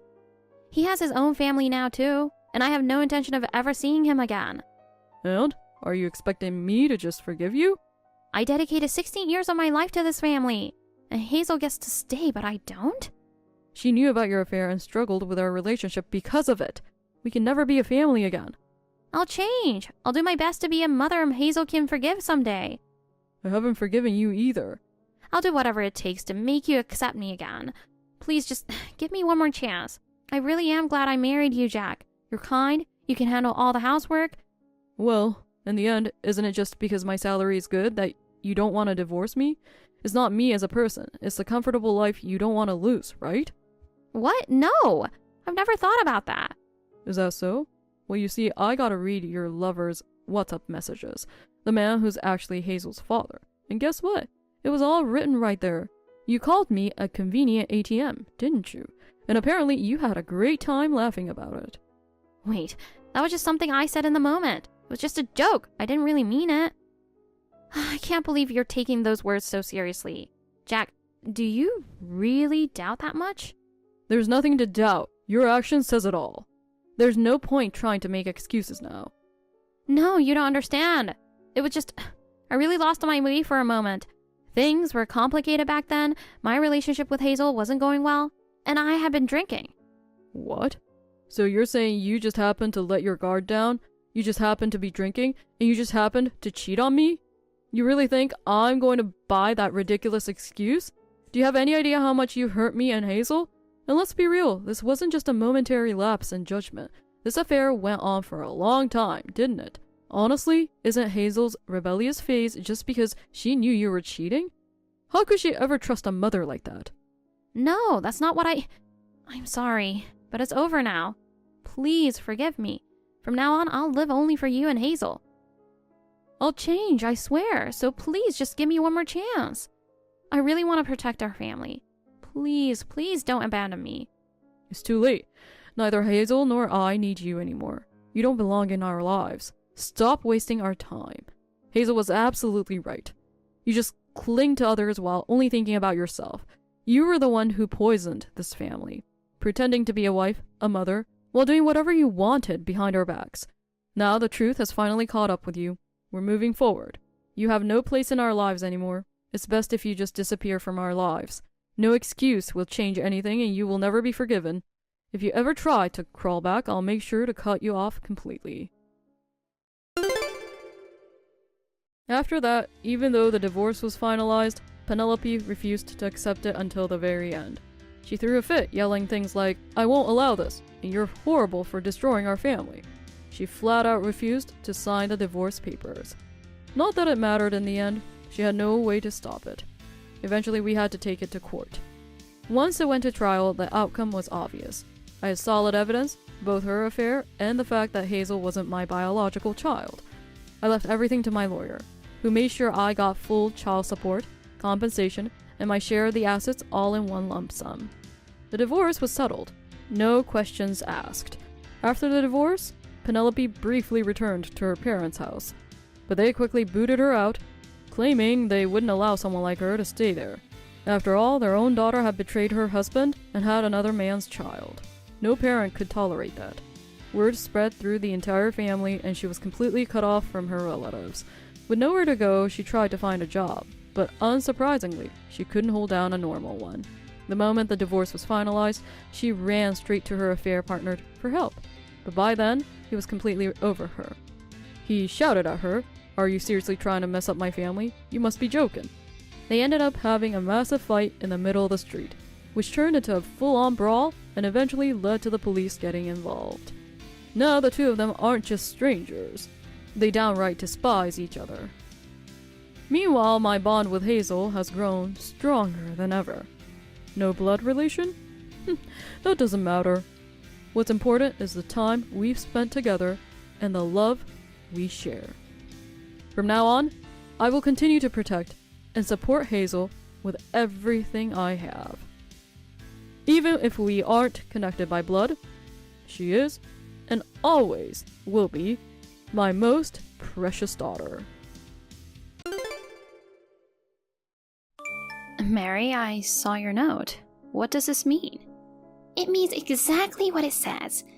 I wrote it in a way that even a kindergartner could understand. I can read. But are you serious? I do all the laundry, clean the house, cook, go groceries, wash the windows. I also wash the car, pick you up, and drop you off. Am I supposed to do all that? Of course. I've got a lot of housework because you've been away. I have a baby. I was in the hospital until this morning because I wasn't feeling well. It's obvious you've been faking your sickness. Your morning sickness is long gone. Don't be silly. I'm punishing you for that. You're going to be a mother and I won't tolerate any laxity. I'm sorry, but I'm afraid I still can't. I've been discharged from the hospital, but I've been told to rest for a while, and it was a bad idea to take the bus from the hospital to home. I need to lie down and rest. You are being lazy. You can't even take care of the house. Do what you have to do. Don't you dare talk to me like this again. I'm sorry, but I need to rest. It's so hard for me to get up. If you weren't pregnant, I'd kick you right out. Oh, I'm so frustrated. Get out of my house as soon as you have the baby. Please, don't talk to me like that. You've always been so kind. What's going on? You've changed all of a sudden. I'm only being nice to you in front of Alan and John. The truth is, I hate you. Just talking to you irritates me. What? How can I like a woman who grew up in an orphanage? There's no way I could accept you. I didn't know. I wish I never brought you into my home. I regret it so much. I'm sorry, I didn't realize how much you hated me. I'll do my best from now on so that you'll like me. That's not going to happen. I don't want to see your face or hear your voice. That's why I rushed out of the door when I heard that you were coming home. You just make it worse, so don't even try. But I don't want to stay like this. What should I do? After you have a child, leave this house immediately. Yes? Until then, I have no choice but to let you stay. If you disobey my order, I'll kick you out immediately. I want you to finish all your chores before I go home. Do not step out of your room during the day and do not show your face in front of me. You're not even allowed to come to the living room, bathroom, or toilet. That's impossible. Then leave, now. I don't know what to say. Go back to your parents' house. Oh, that's right, sorry. You were abandoned by your parents and raised in an orphanage. I didn't want to remind myself about that, so it slipped my mind. If you don't have a home to go back to, then go back to your orphanage for a while. That's not possible. The facility has a rule that you have to leave when you turn 18, and they can't take care of me after that. John told me to live with you guys. I don't want to leave here. You don't know what you're talking about. You're trying to get my husband as well? You're a cunning woman. I don't know you hated me so much. I'd hate for my beautiful granddaughter to be like you. When she's born, I'll just take the child away and kick you out of the house. You won't go that far, will you? I'm serious. No matter what my husband and son say, I will kick you out of my house. Go live on the street. You're so wrong if you think you could be part of my family. I have a bad headache. I need to go. Faking again. You're trying to escape from something inconvenient. That's why you're an abandoned child. I'm sorry. Please stop it. You money-grubbing goofball wife. I'll kick you out for sure. My name is Noah. I am 26 years old. I live with my husband, who is 3 years older than me, and my husband's parents, who are 55. I am 8 months pregnant, and we just found out it's a girl. We're all looking forward to the birth of our baby. My parents abandoned me when I was a baby. I grew up in an orphanage. I have never known a family in my life. As soon as I got married, I was blessed with a family, and I was so happy. I treated my in-laws as if they were my real parents. My father-in-law enjoys traveling and always buys me gifts. When we go shopping together, he always helps me with my luggage. My mother-in-law is a street disciplinarian. I am puzzled by the unexpected messages because she is usually very kind to me. I'm pregnant, so I'm very tired. I thought it was just a normal part of pregnancy, but the symptoms became stronger day by day and I started to lose my appetite. I went to see a doctor and was admitted to the hospital. I stayed for about a week and left because I was feeling better.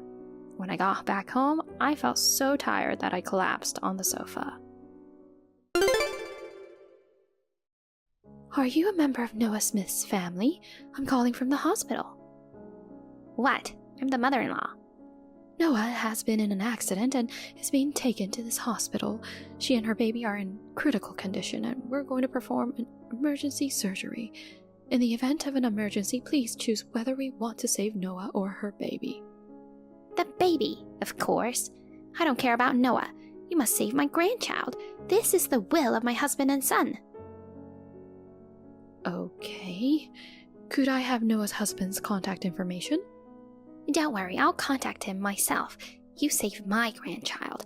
I don't care what happens to Noah. Of course, you must keep the baby in good health.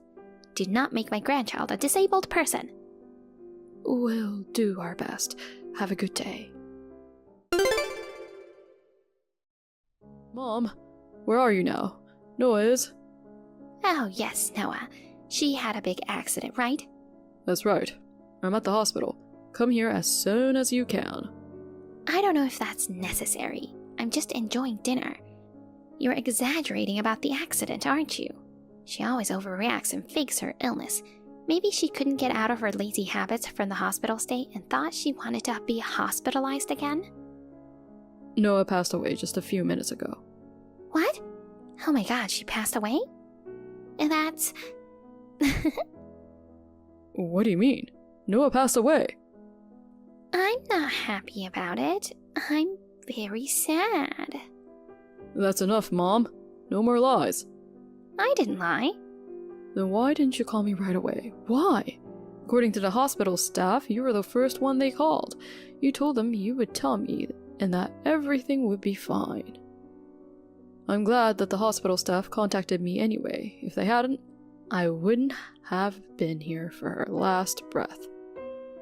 I thought the whole accident thing was overblown.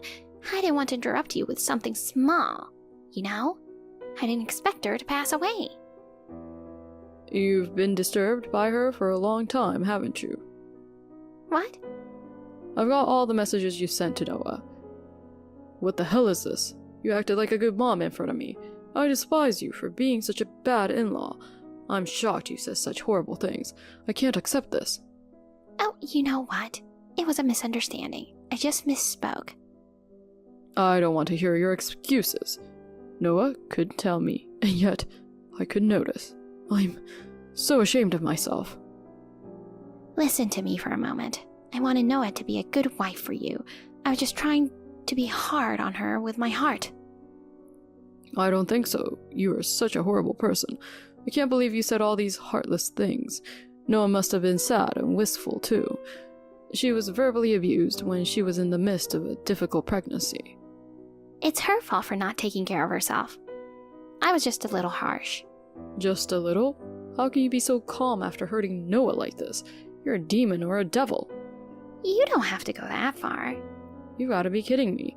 I didn't want to say this because it hasn't been confirmed yet, but you didn't just verbally abuse Noah, did you? You were the cause of the accident. What? What? What are you talking about?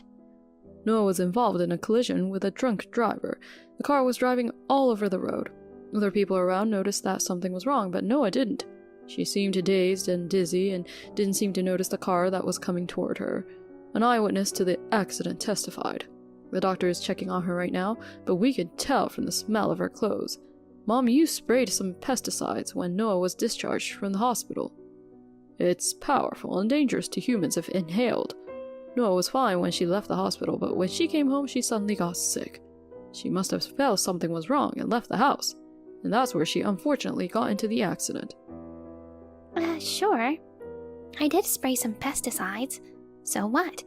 If it was bad enough to be in the house, why not just wait in the yard?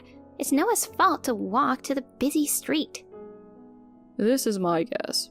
I think she was trying to get my help. The intersection where the accident happened was in the direction of my office. She must have thought that you could really kill her. That's rude. You've been drugging her for a while, haven't you? What kind of accusation is that? Of course not.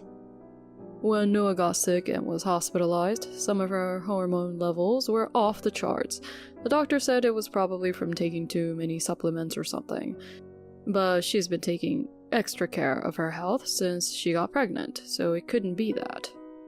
So I didn't know why, and after a week in the hospital, her numbers had settled down. It makes sense if you did something to her.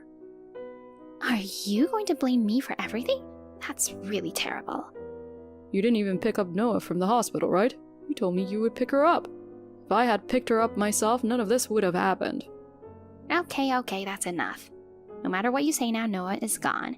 She gave birth to my grandchild. I'm all done with her. Huh? How's your baby? She's 8 months, so she's pretty premature. She's not handicapped or anything, is she? You don't need to worry anymore. Huh? They passed away together after the accident. Noah and my baby girl tried their best, but they couldn't save them. Huh? You've got to be kidding me. I don't care about Noah, but my grandchild? I told them to save the baby. Where's the doctor? I'll make sure they will be fired. Suppose she'd been born. The doctor says there's a good chance she'd have some disability. What? How can that be? Because you have been giving her weird drugs. What? My fault? Of course it is. But I only targeted Noah. Noah was breathing in toxic fumes that made her dizzy. Do you really think that it won't affect the baby? No way. How can you not know that when you're a mother yourself? I can't believe it. Hey, come on. Don't just blame me. Of course, it's my fault for not noticing. If only I had noticed that you were bullying Noah, I could have protected Noah and my daughter. Yes, it was your fault too, so don't blame me. Well, if she's handicapped, I didn't want her anyways. It would have been difficult to take care of her. You've got to be kidding me. How can you say that? Don't be mad at me. Think of something more pleasant. We will get some money from Noah's insurance. If you marry a young lady from a good family, we'll have grandchildren with good bloodlines. Besides, a woman like Noah doesn't deserve to be a part of our family. I'm glad they are both gone. I'll never forgive you, Mom. Well, I guess I better not go to the hospital then. I'll call the insurance company. That's enough. No matter how hard it was, Noah endured it without a single whimper. I despise you for saying dirty words to Noah. There's no need to be so angry. I'll give you one last chance. Come to the hospital right now and apologize. Apologize to Noah and your grandchild for all the mistakes you've made. No. They can't hear me anymore. You want me to apologize to ghosts? If you can't do that, you get out of the house. What? You don't talk to your mother like that. I'm your husband, Henry. You're at the hospital too? Of course. My precious Noah's been in an accident. It's normal for you to rush over immediately. I've seen all the messages you've been sending. I've read all the horrible things you've said to her. I will never forgive you, no matter what.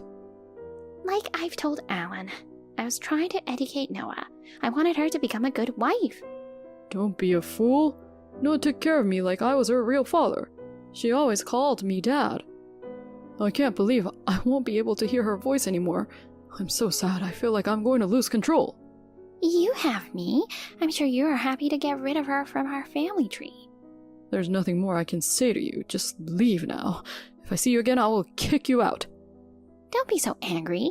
When When Alan finds a new wife, I won't be so strict with her. Oh, so you were being strict with Noah. I'm divorcing you. Don't ever come home again. What are you talking about? I can't believe you're divorcing me now. You're kidding, right? Well, I'm serious. If you refuse, I'll take you to court. Don't do that. If you divorce me, I'll be alone. How will I live with myself from now on? You need to be punished like that. I hear every family has some kind of conflict, but yours has gone too far. You're the one who killed Noah. Don't say that. I didn't do anything wrong. She took my precious son away from me. Alan was always close to me until he married Noah. How can I forgive her? Noah was not my family. She was my enemy who took away my precious son. Please, let me go. Alan? Nothing is more important than people's lives. If I'm so important to you, you should understand how much Noah cared about the baby. I can't believe you did all this. I'm sorry about that. I made a little mistake. We all make mistakes, don't we? Don't put it so lightly. If I had realized it earlier, she might have survived. I can't regret it enough. I am sorry. Tell your dad not to divorce me. I refuse. I'm for the divorce too. Get out now. Get out of our sight forever. Hey, don't say such horrible things to your mother. I'll be living on the streets if you kick me out. That's right. Give me half of that life insurance money. I'm entitled to it, right? I'm the beneficiary of her policy, not giving you a penny of it. What? I thought I was going to get that money. Fine. I'll go back to the house and take care of it before you guys do. Don't be stupid. It's not going to work. I'll drag you out of this house and I'll kick you out. You will spend the rest of your life regretting what you have done. You will live in misery with your sins on your shoulders. Do you understand? I'm sorry. I apologize from the bottom of my heart. Please, don't say that. It won't happen again, I swear. Even if you wanted to, you couldn't. Noah and my daughter are no longer in this world. If you want forgiveness, bring them both back to life. That's impossible. I don't know what to do. I'm so sorry. Please don't leave me. I refuse. I don't have a mom, that's all. When my father returned home from the hospital, my mother was there. He kicked her out of the house and the divorce settlement was finalized. My mother, who grew up in a wealthy family and married my father right after graduating from school, had never worked. She demanded life insurance money because she did not know how to get a job. I never gave her a penny from insurance or the money from the drunk driver. I used the money for Noah and my daughter's memorial service. I donated the rest to children without parents and children with disabilities. My mother started working part-time, but she didn't like being supervised by a younger boss. She repeatedly harassed her boss and was fired. If she doesn't like her younger boss, I don't think there is any place she can work. Well, I don't care what happens to my mother anymore. I'll regret not being able to save Noah and my daughter for the rest of my life. I can no longer do anything for them, but I hope that I can help by providing support to underprivileged children.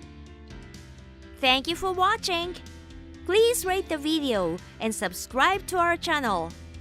See you in the next video.